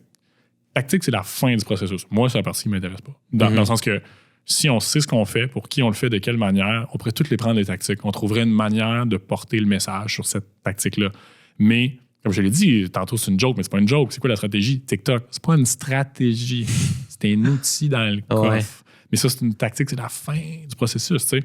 Mais en disant que c'est compliqué et que ça change tout le temps, le mot est fort, là, mais je pense qu'il y a un peu une lâcheté là-dedans de on peut pas arriver avec une réponse sensée. C'est tellement compliqué. Ça sert à rien même d'essayer. sais, pourquoi on fait de la recherche? Parce que dans 4 mois, tout va avoir changé encore. Tu sais. Fait que je pense qu'il y a beaucoup, puis je le vois encore aussi chez les plus jeunes un peu, tu sais, syndrome d'imposteur, puis tout ça, là, l'idée de tellement complexe qu'on fait, ça change tellement tout le temps, qu'à quoi bon essayer d'avoir une approche plus méthodique. On essaiera, on verra. On encourage beaucoup ça en disant que c'est complexe. Mais moi, là, je vais inventer un pourcentage. Là. 70% de notre job, c'est la même depuis que le monde est monde. Ouais. C'est juste que les tactiques ont changé. La fin du processus Les a changé. outils ont changé. Ou les outils ont changé, tu sais. Mais tu l'as dit tantôt, puis c'était un bon exemple quand tu parlais de vidéo, de format vidéo, tu sais, puis que des fois, le format plus authentique a comme bien fonctionné, puis que des fois, les gros moyens de prod... Là, ça nous sonne là, comme si TikTok, c'était complètement nouveau. Là, c'était un shift de paradigme total, puis qu'on n'était pas prêt à ça.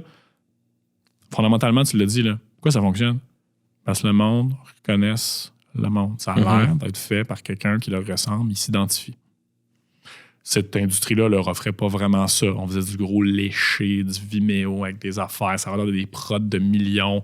Il y avait l'impression qu'ils pouvaient pas faire ça. Mais c'était guidé par l'outil, parce que là, on venait de donner le moyen aux créateurs avec les nouvelles caméras DSLR de faire la même chose que le cinéma faisait depuis 100 ans, tu sais.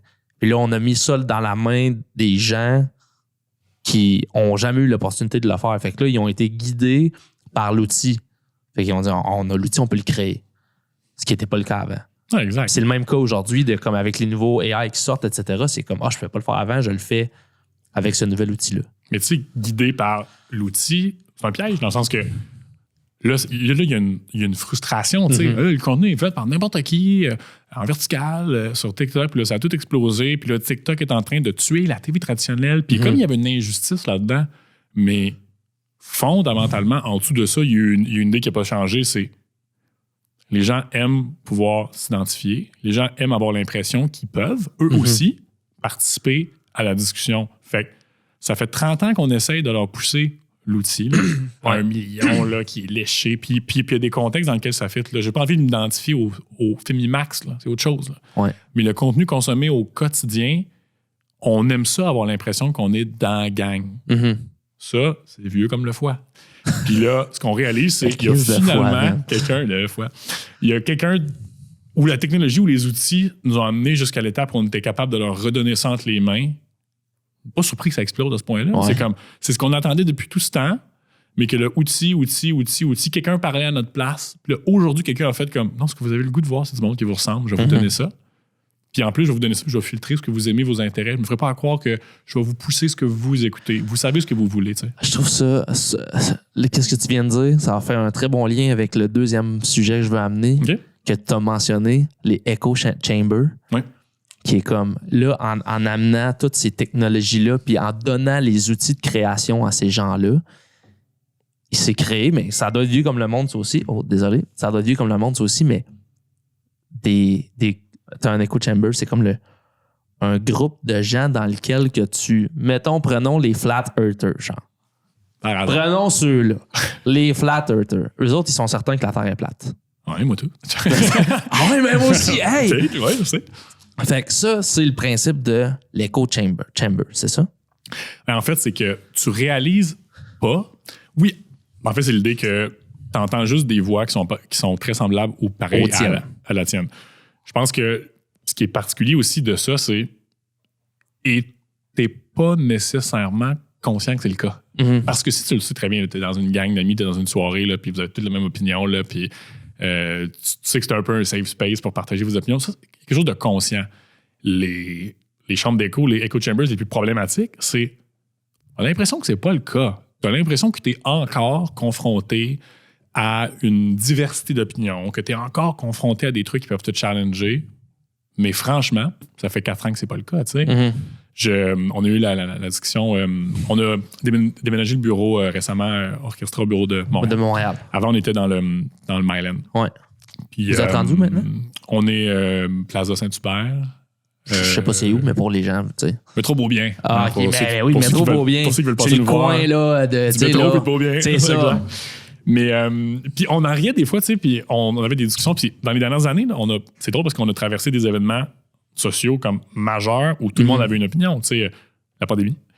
avant même le mouvement MeToo, c'était tellement des mouvements forts que tout le monde s'est comme un peu prononcé. Puis on a vu les opinions de tout le monde sortir. Des gens qu'on a fait comme Ah ouais, tu pensais ça, toi? Ouais. Tu sais, des discussions dont on était peut-être protégés, qui n'avaient pas vraiment lieu. Certains parachutistes.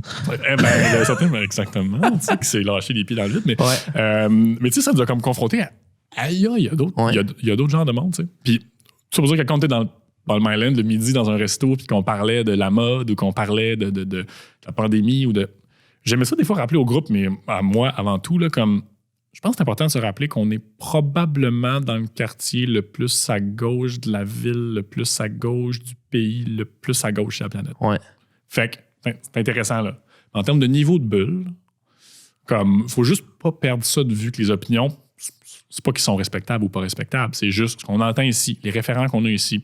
Ce qui ici est vu comme étant important ou pas important, c'est filtré longtemps, là. On a 3, 4, 5 étages, là. Puis c'est quoi l'impact de ces bulles-là, mettons, sur notre domaine, le marketing, les agences? T'sais, j'imagine que ça a un impact sur les réflexions, justement, en brainstorm ou sur, tu l'as dit, dans le quartier, dans la clique d'amis, dans les gens. En agence, ça peut être un echo chamber de juste ces gens-là. On réfléchit de telle façon, on prend des décisions dans un certain angle. Fait que c'est ce qu'on va livrer au client, mais ça a zéro rapport avec ce qu'il a de besoin. C'est exact. J'aime utiliser beaucoup le terme de l'empathie, là, la capacité de se mettre à la place de quelqu'un. Là, comme si tu côtoies des gens qui sont toujours très, très, très, très, très semblables. Je vais prendre nous deux comme exemple. Mettons qu'on réalise qu'on se tient qu'avec du monde comme nous autres. Puis qu'on me pose la question sur quels sont les irritants, quels sont les problèmes des gens qu'on peut adresser, puis comment on pourrait l'adresser. Là, je te connais un peu, mais peut-être pas tant que ça. Là, je veux pas veux pas parler à ta place, mais nos gros enjeux, c'est quoi? C'est le développement d'affaires, trouver un meilleur équilibre, travail, vie personnelle, être capable de créativement se sentir challengé, avoir des relations humaines saines. C'est peut-être ça, toi puis moi, nos problèmes ou les enjeux avec lesquels on investit du temps et des efforts à régler. Mais ça me donnerait l'impression que c'est peut-être ça, les problèmes importants, puis que c'est l'enjeu pour tout le monde. Puis là, je te dirais, tout ce qu'il nous faut, là, c'est, je sais pas, des milieux de vie dans lesquels on peut rencontrer des gens vraiment tripants, puis tout ça, puis on va faire des open space. Puis là, je suis en train d'oublier qu'il y a genre un pourcentage majeur de la population qui est tellement pris d'anxiété qu'il n'est même pas game de sortir de chez eux, pour qui le problème est complètement ailleurs. Je suis en train d'oublier quand je parle d'équilibre de vie professionnelle versus personnelle et de réalisation créative qu'il y a des gens dans la vie qui sont éboueurs. Il y a des gens dans la vie qui fait qu'il y a de l'eau quand je joue au robinet. Puis que le télétravail, c'est quoi la meilleure formule hybride? Puis il y en a pour qui ça n'a jamais été une possibilité, puis ça ne le sera jamais. Là, puis je pense que ça te donne l'impression que tes problèmes sont les problèmes, que tes solutions sont les solutions aussi. C'est drôle parce qu'il y a un truc qu'on a pris souvent comme exemple, là, c'est hyper ludique, là, mais il y a 2 ou 3 ans, je pense, à la disque. Il annonçait les albums les plus vendus de l'année. Là. Puis ça, d'ailleurs, ça m'avait quand même frappé, puis je l'ai toujours pris comme exemple. C'est l'année où, dans les 5 albums les plus vendus au Québec, 4 avaient été chantés ou produits par Mario Pelcha. Vieux Mario. Rien contre Mario, là. Mais fait que c'était Mario Pelcha, c'était Paul Darèche, c'était les 2 frères, c'était Mario Pelcha et l'Opus Dei, là, donc les prêtres. Là. Okay. Puis je sais qu'il y a plein d'affaires là-dedans. Ça, c'est les albums les plus vendus de l'année au Québec. Ça en dit long. Non, puis ça m'a pas confronté sur c'est n'importe quoi, ou peu importe. Évidemment, l'industrie est changeante. Je sais qu'on stream plus qu'on achète, mais la réflexion que j'ai eue, c'est je connais personne dans la vie qui écoute ça. Qui a écouté Mario Pelcha et l'Opus Dei. Mais visiblement, il y en a assez pour remplir une coupe d'autobus. Il y en a une gang. Là. Et je suis exposé à zéro. Zéro de ça. C'était juste un exemple, c'était juste ludique, mais c'est ces petits moments-là, je pense, pas de révision ou de recul, que t'es comme, honnêtement, ma vie est une série de niches. C'est comme plein de petits sujets là, nichés, là, ci ou ça, puis t'es comme, c'est vraiment facile de perdre de vue que ce qui m'intéresse, en fait, une bonne manière, là, ou un bon pari que je peux prendre, là, c'est ce qui intéresse probablement pas la majorité du monde. C'est bien correct. Mais j'ai 2 exemples qui me viennent en tête, puis je pense qu'avec le premier, c'est pas nécessairement un exemple, mais c'est plus avec la technologie qu'on a en plus aujourd'hui, c'est encore pire, ce système d'écho chamber-là, parce que TikTok, là, l'algorithme est tellement poussé. Tu peux mettre. Je suis sûr que. T'as-tu TikTok? Tu l'as-tu? T'essaies de pas l'avoir? Exact. Tu mets 2 personnes, parce que c'est souvent le cas. Tu mets 2 personnes qui consomment du TikTok à tous les jours, tu mets leur feed un à côté de l'autre, ils n'auront jamais le même contenu dans leur feed. Exact. Ils verront pas le contenu de l'autre, puis l'autre verra pas parce que l'algorithme fait en sorte qu'ils sont comme pas pris, mais va vraiment chercher juste ce qui les intéresse, Exact. ce qu'ils veulent regarder. Fait que, tu sais, souvent, le classique, c'est comme « Ah ouais, je connais tel influenceur. » T'es comme « Who? Qui ça? » Tu sais pas c'est qui, là. Non, exact. Puis, Fait que genre, pis ça arrive souvent, là. Fait que, tu sais, là, mettons, je sais pas, là, depuis que j'ai starté le podcast, il y a genre 20 000 vues, mettons, partout, en tout et partout. Vues et écoute. Je considère toujours que personne connaît rien de ce que je fais. Je me dis tout le temps, même s'il y a eu 20 000 personnes, si je suis pas dans son feed TikTok, il m'a jamais vu. S'il s'intéresse pas à la production vidéo, il m'a jamais vu, c'est pas je suis qui. Il s'en contre de je suis qui, tu sais. Fait que ça rejoint le principe que tu disais tantôt de l'Echo Chamber, de genre Mario Pelcha, puis genre, hey, même moi, tu m'as dit les 4 albums, je n'ai jamais entendu parler de ça, mais clairement, il y a un public cible, un marché cible là, pour ça, tu sais. Ah, puis je pense que ça vient vraiment avec une. C'est une grosse leçon d'humilité, puis elle est précieuse, là, tu sais. Puis tu aurais le choix, dans le sens que, prenons le podcast ici, là, tu as clairement l'option. Tu peux décider que ça va être pour une niche, que ça va être quelques personnes. Tu sais, il y a une vieille théorie de marketing numérique qui s'applique encore un peu, qui est tu as juste besoin de 1000 vrais fans, là, puis ils vont en parler assez, puis tu pourrais, si tu le jouais comme il faut, puis si tu avais un produit d'une assez grande valeur, vivre de ça. Ça peut être une décision qui a 100% rapport stratégiquement. Il se peut aussi que par la force des choses, tu doives ou on te demande de parler à plus de monde. Tu sais, on prend un exemple de certains clients, là, Flirt, qu'on mentionnait tantôt, tu sais, les breuvages, bon, tout ça. Ça a été une belle réalisation qu'on a fait parce que ce produit-là, il est bon, franchement. On espère qu'il y aura une portée plus grande qu'une niche. Comme c'est un produit grand public. En tout cas, c'est ce qu'on vise. T'sais. Mais je pense qu'une réalisation qu'on a tous faite ensemble, c'est au début, on en parlait pour une niche. Pas de sucre, les fruits recyclés. C'était très, très, très, très les gens autour de nous. Ce que les gens, ce que nous, on trouvait important, ce que nos amis très proches trouvaient hyper important. Puis on s'est battu longtemps, là, pas de grammes de sucre, puis le moins possible, puis tout ça, parce que nous, on est tous santé, puis le sucre, c'est un peu fou. Puis, puis à un moment donné, on a essayé la limonade, puis les gars ont fait comme, je sais pas, on a passé de 2 grammes de sucre à comme, je sais pas, 20, 18, 20. T'sais. Du sucre, là, pas en fou, c'est pas un coke, là, mais du sucre, là, assumé. Les gars sont d'accord avec moi, ça a écrasé complètement le reste du catalogue de produits, là, pas proche. Là, La réalité qu'on a faite, c'est. Ce qu'on a réalisé, pardon, en le faisant, c'était notre combat, ça. C'était notre combat à nous 10 dans la salle. Là. Mais la majorité des gens, quand ils achètent un breuvage comme ça, ils aiment ça qui goûte bon. Ils aiment ça fait partie ils aiment ça comprendre les saveurs. Du besoin.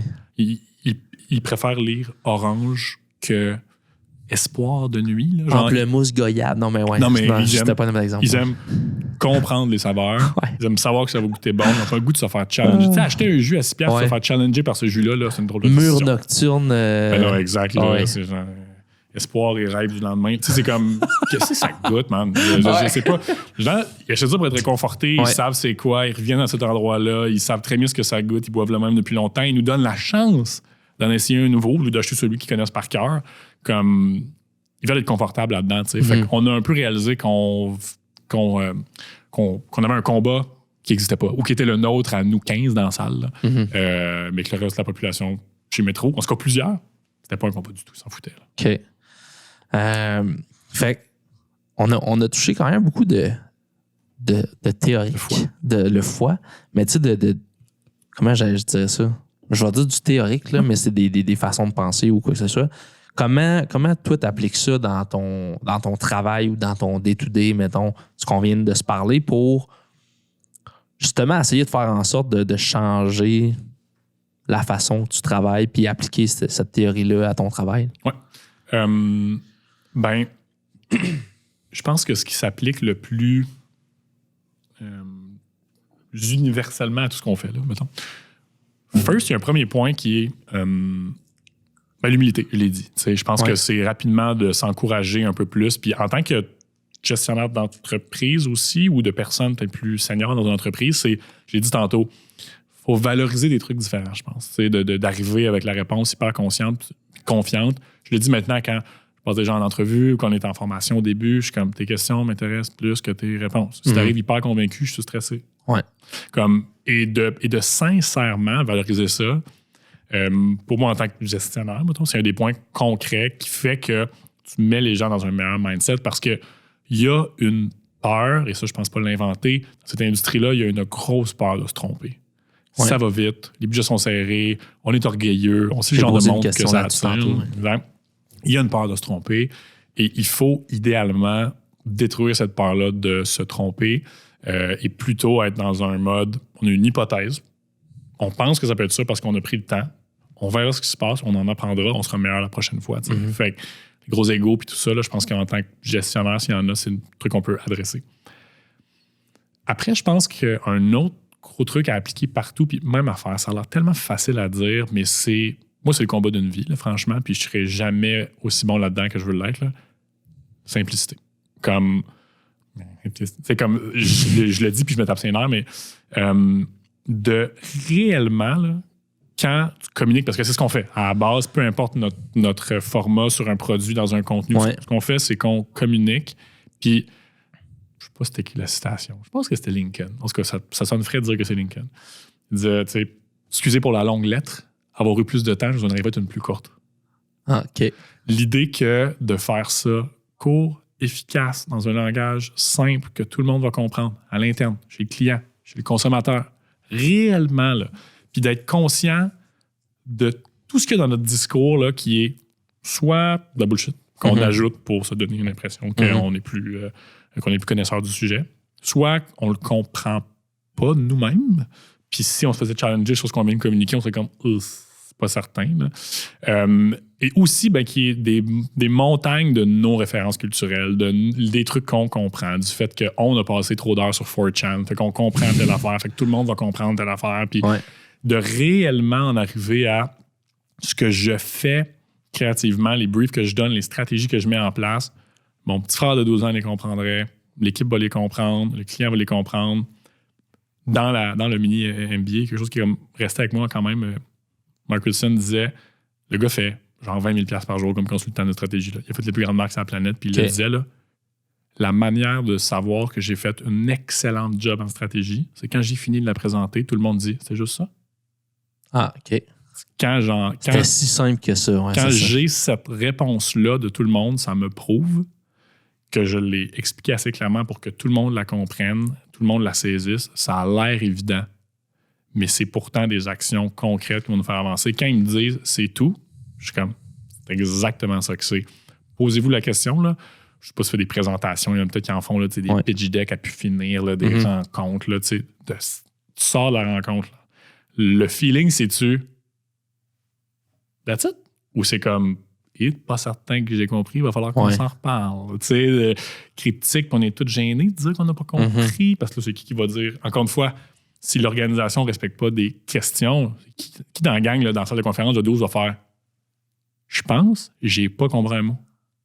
Honnêtement, il y a quelque chose là de fort, là. Non, de fort puis de stressant quand t'es. Si t'as pas l'impression que l'employeur, les collègues te back là-dedans, tu sais. Puis je reviens sur Tim Ferriss aussi qui disait, tu sais, le gars est bon dans tout, là. A fait de podcast, a appris le tango en Argentine parce que ça lui tentait. Puis tu sais, comme un peu genre de. Il se nomme comme un guinea pig, là, qui a appris plein d'affaires. Puis à la question qu'est-ce qu'il y a dans son approche qui le différencie des autres, il dit j'ai jamais eu peur des questions niaiseuses. C'est probablement ça mon avantage. Tu sais. Je comprends pas ça. Non, je comprends. Tu sais, pourquoi? De juste challenger puis de revenir à la base, ça amène et c'est. Ça prend une certaine humilité aussi pour être capable de faire ça. Là. Humilité, premier point, comme je te disais. Puis cette humilité-là va t'amener fatalement, là, si tu l'appliques pour vrai, là, va t'amener fatalement à la simplicité. Mais la vraie simplicité, puis la vidéo que tu as choisie pour lancer le segment, c'est ça le message. Tu sais, quand ils disent donnons des prix au travail que les gens aiment, que les gens respectent, que les gens se rappellent, ça le dit, là, comme la vidéo du cheval qui pète. On s'en rappelle. Comme simplicité, mais la preuve est là. Ça a fonctionné. Ça c'était un peu une fiction, là, la vidéo. Là. Un peu. La pub de Boréal de l'été passé, la Beau Real. Ouais. Mon beau-père l'a dit. tout l'été. Hey Jay, veux-tu une beau reel? Tout l'été. Tout l'été. C'est la pub, une des pubs les plus simples qui, tu sais, ça a super bien fonctionné. Ils ont vu, tu sais, comme, c'était super simple, c'est le même principe. La pub du cheval qui pète, OK, si t'es capable d'en parler, si t'es capable de le dire simplement, justement, ça va chercher tout le monde comprenne. Ben, tu sais, quand on fait des mandats d'identité de marque, je le dis tout le temps à l'équipe, c'est une stratégie en branding, idéalement, ça t'amène à ce qu'on appelle un énoncé de positionnement. C'est comment on veut que les gens le perçoivent. Puis, ce que j'aime rappeler de plus en plus aussi à l'équipe et aux clients, je te parlais de gestion des attentes, là, c'est assumons qu'avant de faire notre travail, on n'a aucune place dans leur tête. Zéro. Pas une nanoseconde. Mm-hmm. Ils savent qu'on est qui. Zéro. Notre objectif, c'est, mettons là, qu'on est bien humble, là, leur placer 1, 2, 3 notions en tête, gros max. Parce que pensez-y, on commence, on est un inconnu total, on n'existe même pas. Mettons qu'on fait notre job, là, incroyable. Là. Puis qu'après, là, des spots de 30 secondes, puis ils disent comme bière de soif, c'était sympathique. Tu sais, comme. Ouais. Il y a une partie de toi qui pourrait dire comme, oui, on est tellement plus que ça, notre mission d'entreprise, nos valeurs. On est 100 calories, on est ci, on est ça. C'est ça. Peut-être se rappeler qu'avant, aussi, on était complètement inconnus. Et là, on a une place, et petite cette place-là, mais that's it, c'est tout, tu sais. Et ce qu'un spot comme ça a fait, puis je suis pas d'accord avec toi, puis je veux dire, je les trouve bon d'aller voir des idées comme ça parce que la réalité dans notre echo chamber, quand ça a sorti, là, c'est dans ben niaiseux. Dire le nom, puis là, en anglais en plus, puis là, tu sais, avoir écouté seulement les 10 personnes à l'extérieur du bureau, là, dans le Myland, là, je vais pas ça de même, là. C'était comme, oh mon Dieu, mais quel crime on vient de réaliser, ça n'a pas de bon sens, là, c'était un peu épais, puis là, c'était un peu stéréotype, puis là, tu sais, comme ça aurait été facile de. On se rappelle. Comme visiblement, c'était pas assez intellectuel, l'angle était pas assez nouveau, ou tu sais, comme, peu importe. Je connais pas les résultats, mais je suis pas. J'ai pas peur de dire, je pense que ça a fonctionné. Parce qu'en effet, ça a juste. Il y avait 0 place dans ma tête, Boréal, avant ça. Là. Aucune. Je les achetais pas, ça m'intéressait pas, ils étaient pas là. Puis là, c'est comme. Ils disent leur nom d'une drôle de méthode. Man, c'est de 0 à 1, là, entre les deux, il y a l'infini. Là. Je veux dire, il y a comme.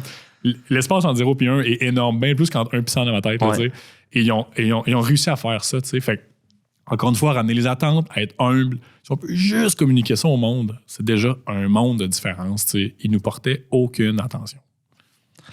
Puis, est-ce que, si tu veux aller là, tu me le dis si tu veux y aller ou pas, est-ce que tu as, mettons, un bon exemple d'un projet chez Orchestra, mettons, dans les 5 dernières années, que vous avez mis ce côté-là, mettons, je sais pas comment le décrire, là, mais tu sais, un peu plus une pub que tu sais que vous avez bien réussi la mission qu'on vient de parler sur un certain projet. Puis un autre projet, mettons en particulier, que justement, vous étiez tellement deep dans votre echo chamber que vous étiez tellement certain que ça allait fonctionner, que ça n'a pas fonctionné. T'es à l'aise d'aller là puis de nommer des projets, mettons. J'ai le luxe. Je trouve que c'est le fun de parler de concret, tu sais. J'ai le luxe d'en prendre aussi qui sont un peu internes. Fait que pour la réussite, je peux la prendre d'externe. Je pense que les clients seraient d'accord parce qu'ils nous ont partagé que ça a bien fonctionné. Bon, même s'il y a toujours. On ne peut jamais attribuer tout ça à nous, puis clairement pas. Là, on est toujours. Il y a plein de facteurs là-dedans qui fait que. On a travaillé avec superbe relation d'ailleurs avec le cégep de l'Outaouais. Qui cherchait à augmenter les inscriptions dans différents programmes. Puis, programme technique, on était là pendant ou à la sortie de la pandémie. Fait que, tu sais, les programmes en sciences de la santé, en éducation, des programmes techniques. Le challenge qu'ils avaient, c'est simple, c'est pour beaucoup de parents. C'est vu comme un plan B technique, tu sais. C'est comme, ben là, tu vas à l'université, là, tu sais, ça fait comme un peu comme un plan B. Même si ça crée des gens qui ont des quotidiens complètement différents. C'est même le concret, pour vrai, dans certains cas, la technique, c'est un meilleur choix que l'universitaire. Tu sais. Ils ont des visées différentes. C'est pas un plan A puis un plan B. C'est juste des plans différents. On travaillait avec eux, puis l'idée, c'était ça, c'est campagne, comment on peut faire la promotion de ces différents programmes techniques. Au début, on en avait 7 à faire. Puis l'idée, je pense, et je mentirais de dire que c'était clair pour nous dès le début du processus que c'est sûr que c'était ça. Je pense qu'on a eu une pas pire intuition, puis on est tombé dessus, il y avait d'autres réponses. Mais la réflexion était hyper simple. C'est comme, si l'enjeu, c'est que ça n'a pas l'air d'être un plan A, que ça a l'air d'être un peu le choix B, le choix poche. On pourrait peut-être juste le mettre en vedette ou le mettre en image de manière plus impressionnante, de manière plus assumée.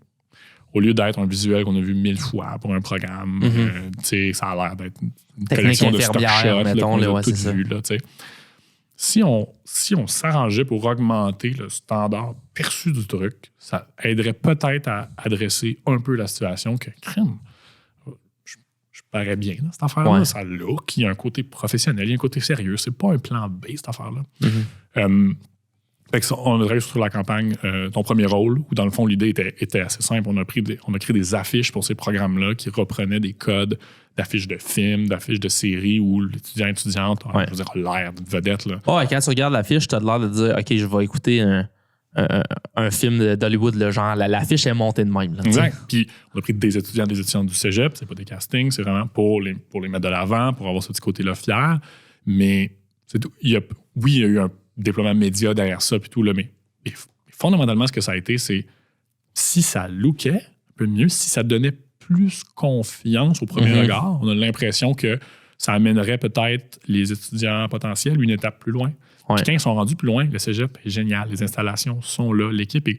Faut juste... T'as pas besoin de vendre ça, ça va se vendre tout seul. Faut juste qu'on passe par-dessus cette genre de première étape-là, ou qu'on aide un peu, tu sais.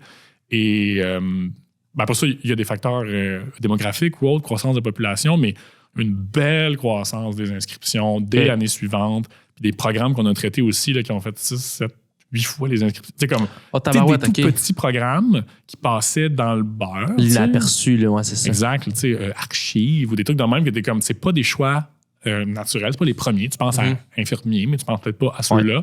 Juste les mettre de l'avant avec ce standard-là d'affichage, je vais dire ça de même, ça permettait de les considérer. Puis la considération, à partir de là, on laissait le cégep gérer ça, puis ils font un excellent travail là-dedans. Fait que ça, je pense que ça a été d'accepter quelque chose de... La production était complexe, ça n'a pas été un petit projet, mais je pense que ça a été un projet simple. L'idée était simple. L'idée de base était simple. La production peut être plus complexe, mais l'idée de base était simple. Ouais, j'aime dire qu'il y a une différence entre simple et facile. Ouais. C'était pas facile, c'est ça. Après ça, de l'inverse. Comment on s'est peut-être parlé à nous-mêmes beaucoup, tu sais. Je pense qu'on a été... Ça s'est présenté de deux manières. Je t'en parlais tantôt au début quand on parlait des différentes orientations. On a été coupable dans le passé, à travers soit des campagnes ou alliances, d'être orientation produit ou orientation communication et non pas orientation marché. On s'est dit, aïe, ce produit-là est malade, quelqu'un va l'acheter. On s'est dit, waouh, le spot est drôle, ça va vendre. On a perdu de vue en commençant à qui on vend ça, quel intérêt ils ont réellement pour ce qu'on fait. Puis, je pense qu'au début, Flirt, ça a un peu été ça, comme je te l'ai dit. Puis ça mélangeait tout le monde parce qu'on a une implication un petit peu plus grande que juste la pub. On se questionne aussi sur le produit. Ça a pris un moment, comme je t'ai dit, on s'est battu longtemps pour le combat du produit très, très, très, très santé avec pas de sucre, avec, tu sais, comme on y a tenu longtemps, puis on avait l'impression que c'était impossible de sortir de ce chemin-là. Puis par la force des choses, d'essai en erreur, on est arrivé avec un produit qui a du jour au lendemain résonné avec beaucoup plus de monde que cette fameuse limonade-là, qui est plus accessible, un peu plus sucrée, justement, où on a mis l'accent sur d'autres choses. Oui, il y a une notion d'économie circulaire qui est hyper importante, mais avant tout, elle est bonne. Avant tout, comme c'est une excellente limonade, puis quand on achète une, idéalement, elle est bonne. Fait que, tu sais, on est revenu sur des arguments aussi beaucoup plus simples. Peut-être un autre exemple, je parlais de Festibière, tu sais. Dans Festibière, il y a Festi. Le marché change à chaque année, tu sais. Puis on a peut-être eu l'impression que, je veux dire, la bière, c'est le produit, les épiceries, ça c'est comme il y en avait des bières, tu sais. Quand tu regardes le marché, ça te donne l'impression que tout le monde boit plus de bière à chaque année que l'année d'avant. La réalité est un peu différente quand même. On a de plus en plus de jeux autre chose, du spiritueux, sans alcool, sans alcool, tu sais. La clientèle change là, puis tu as une clientèle plus jeune qui consomme moins, qui a changé de perception aussi par rapport à l'alcool, dans quel contexte, à quelle fréquence. On est loin un peu là, du code de la génération précédente, là, comme événement public, consommation d'alcool, c'était comme logique. Tu sais. On se dévisse. Non, exact. On a des jeunes dans l'équipe qui ne consomment pas du tout. C'est de plus en plus fréquent. Fait que ça a été quand même stratégiquement une grosse question sur, mais là, on a fait 6 bières, mais en même temps, on a le goût d'avoir quelque chose de grand public, qui est même accessible pour les familles. Fait qu'après des années, je pense, à être très bière. Bière focus, là, c'était quasiment Ben, juste exact. ça. Là. C'était des stands de bière, puis tu te promenais là-dedans. Tu sais. Exact. Non, Je mais veux dire, de la première fois que j'étais allé au Festibière à maintenant, il y a un switch là, dans la façon d'être. Là, ben oui, tu sais. ça a été. Ben, il faut que l'expérience soit plus le fun, il faut qu'il y ait faut qu'il y ait des produits différents. Idéalement, tu as peut-être même le goût de pouvoir venir en famille. Si tu viens en famille, tu veux qu'il y ait des affaires à faire autres que juste ça. Parce que, tu sais, fait ça a été une grosse réflexion. Le fais-tu, le fais-tu pas? Mais ça a été je pense, de comprendre, oui, on en a encore une clientèle qui aime la bière, vient pour ça. On veut qu'ils se sentent respectés là-dedans.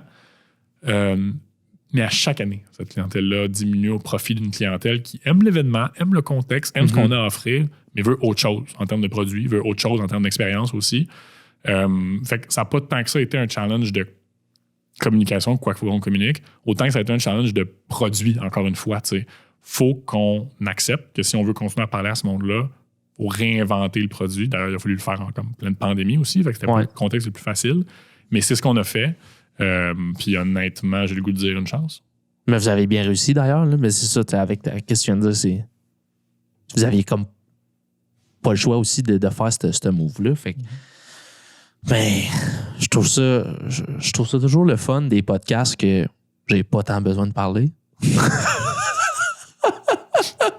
sais, quand il dit au début que j'étais dans la salle puis que je fermais pas la boîte, là, fait que là, j'ai encore plus l'air, c'est bon, c'est cool. Non, mais pas que tu fermes. Non, pas que tu fermes pas ta boîte, mais justement, genre, ça pas. Tu sais, un moment donné, j'écoutais pas un podcast de Joe Rogan, j'écoutais Joe Rogan sur un podcast, puis il disait les bons animateurs de podcast, ils parlent pas. Ils posent juste les bonnes questions au bon moment pour justement que les personnes ils puissent continuer à dire. C'est pas, le monde s'en fout de moi, ils veulent savoir c'est quoi tu fais toi. Quel job t'as fait, Jay. C'est merci, j'essaye. Mais ça veut dire que j'ai pas tant parlé, puis j'adore ça, t'as répondu à des excellentes questions. Ma dernière question, pour closer ça, qu'est-ce que tu mets sur ton stimé comme garniture? C'est une question que je pose à tout le monde. Il y a même du monde qui m'ont déjà demandé d'enlever leur réponse parce qu'ils se sentaient pas à l'aise. Parce que des fois, les podcasts, c'est de même, c'est comme c'est super sérieux. Puis là, dans la question, c'est qu'est-ce que tu mets sur ton stimé? On est de même, ça. C'est assez clair. En fait, il y a une partie qui est pas. C'est une question simple. Exact, c'est une question simple, ça veut dire que la réponse l'est. Il y a une partie de ma réponse qui est vraiment très évidente. Ketchup moutarde.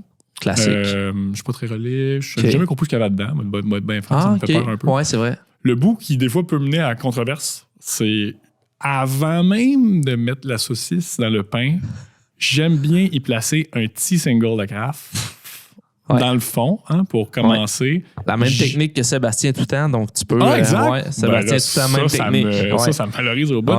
Mais je commence par le fromage de fond, la saucisse, et ensuite ketchup moutarde. Et si j'ai accès à une moutarde de Dijon, ça va être ça. Oh, OK, on y va dans le fancy. Grosse saucisse allemande, là. Oui, exact. Là, mais même la petite, là, ça va. Là, mais... La grosse, la petite, il prend tout. Non, moi je suis pas regardeux là-dessus. Ben non. Mais la petite qui monte au nez, là, je sais que la baseball est généralement le choix logique, mais si j'ai la petite Dijon, je vais là. Ah, mais super. Tu as très bien répondu à ma question sur le glisseux. Fait que. Toi, tu l'as déjà partagé? Moi, j'ai déjà partagé. OK, parce qu'après, on va passer 1 heure à dire que c'est important d'écouter le monde. Moi qui ai acheté un bébé, juste ketchup. C'est un classique, tu veux pas manger d'autre chose.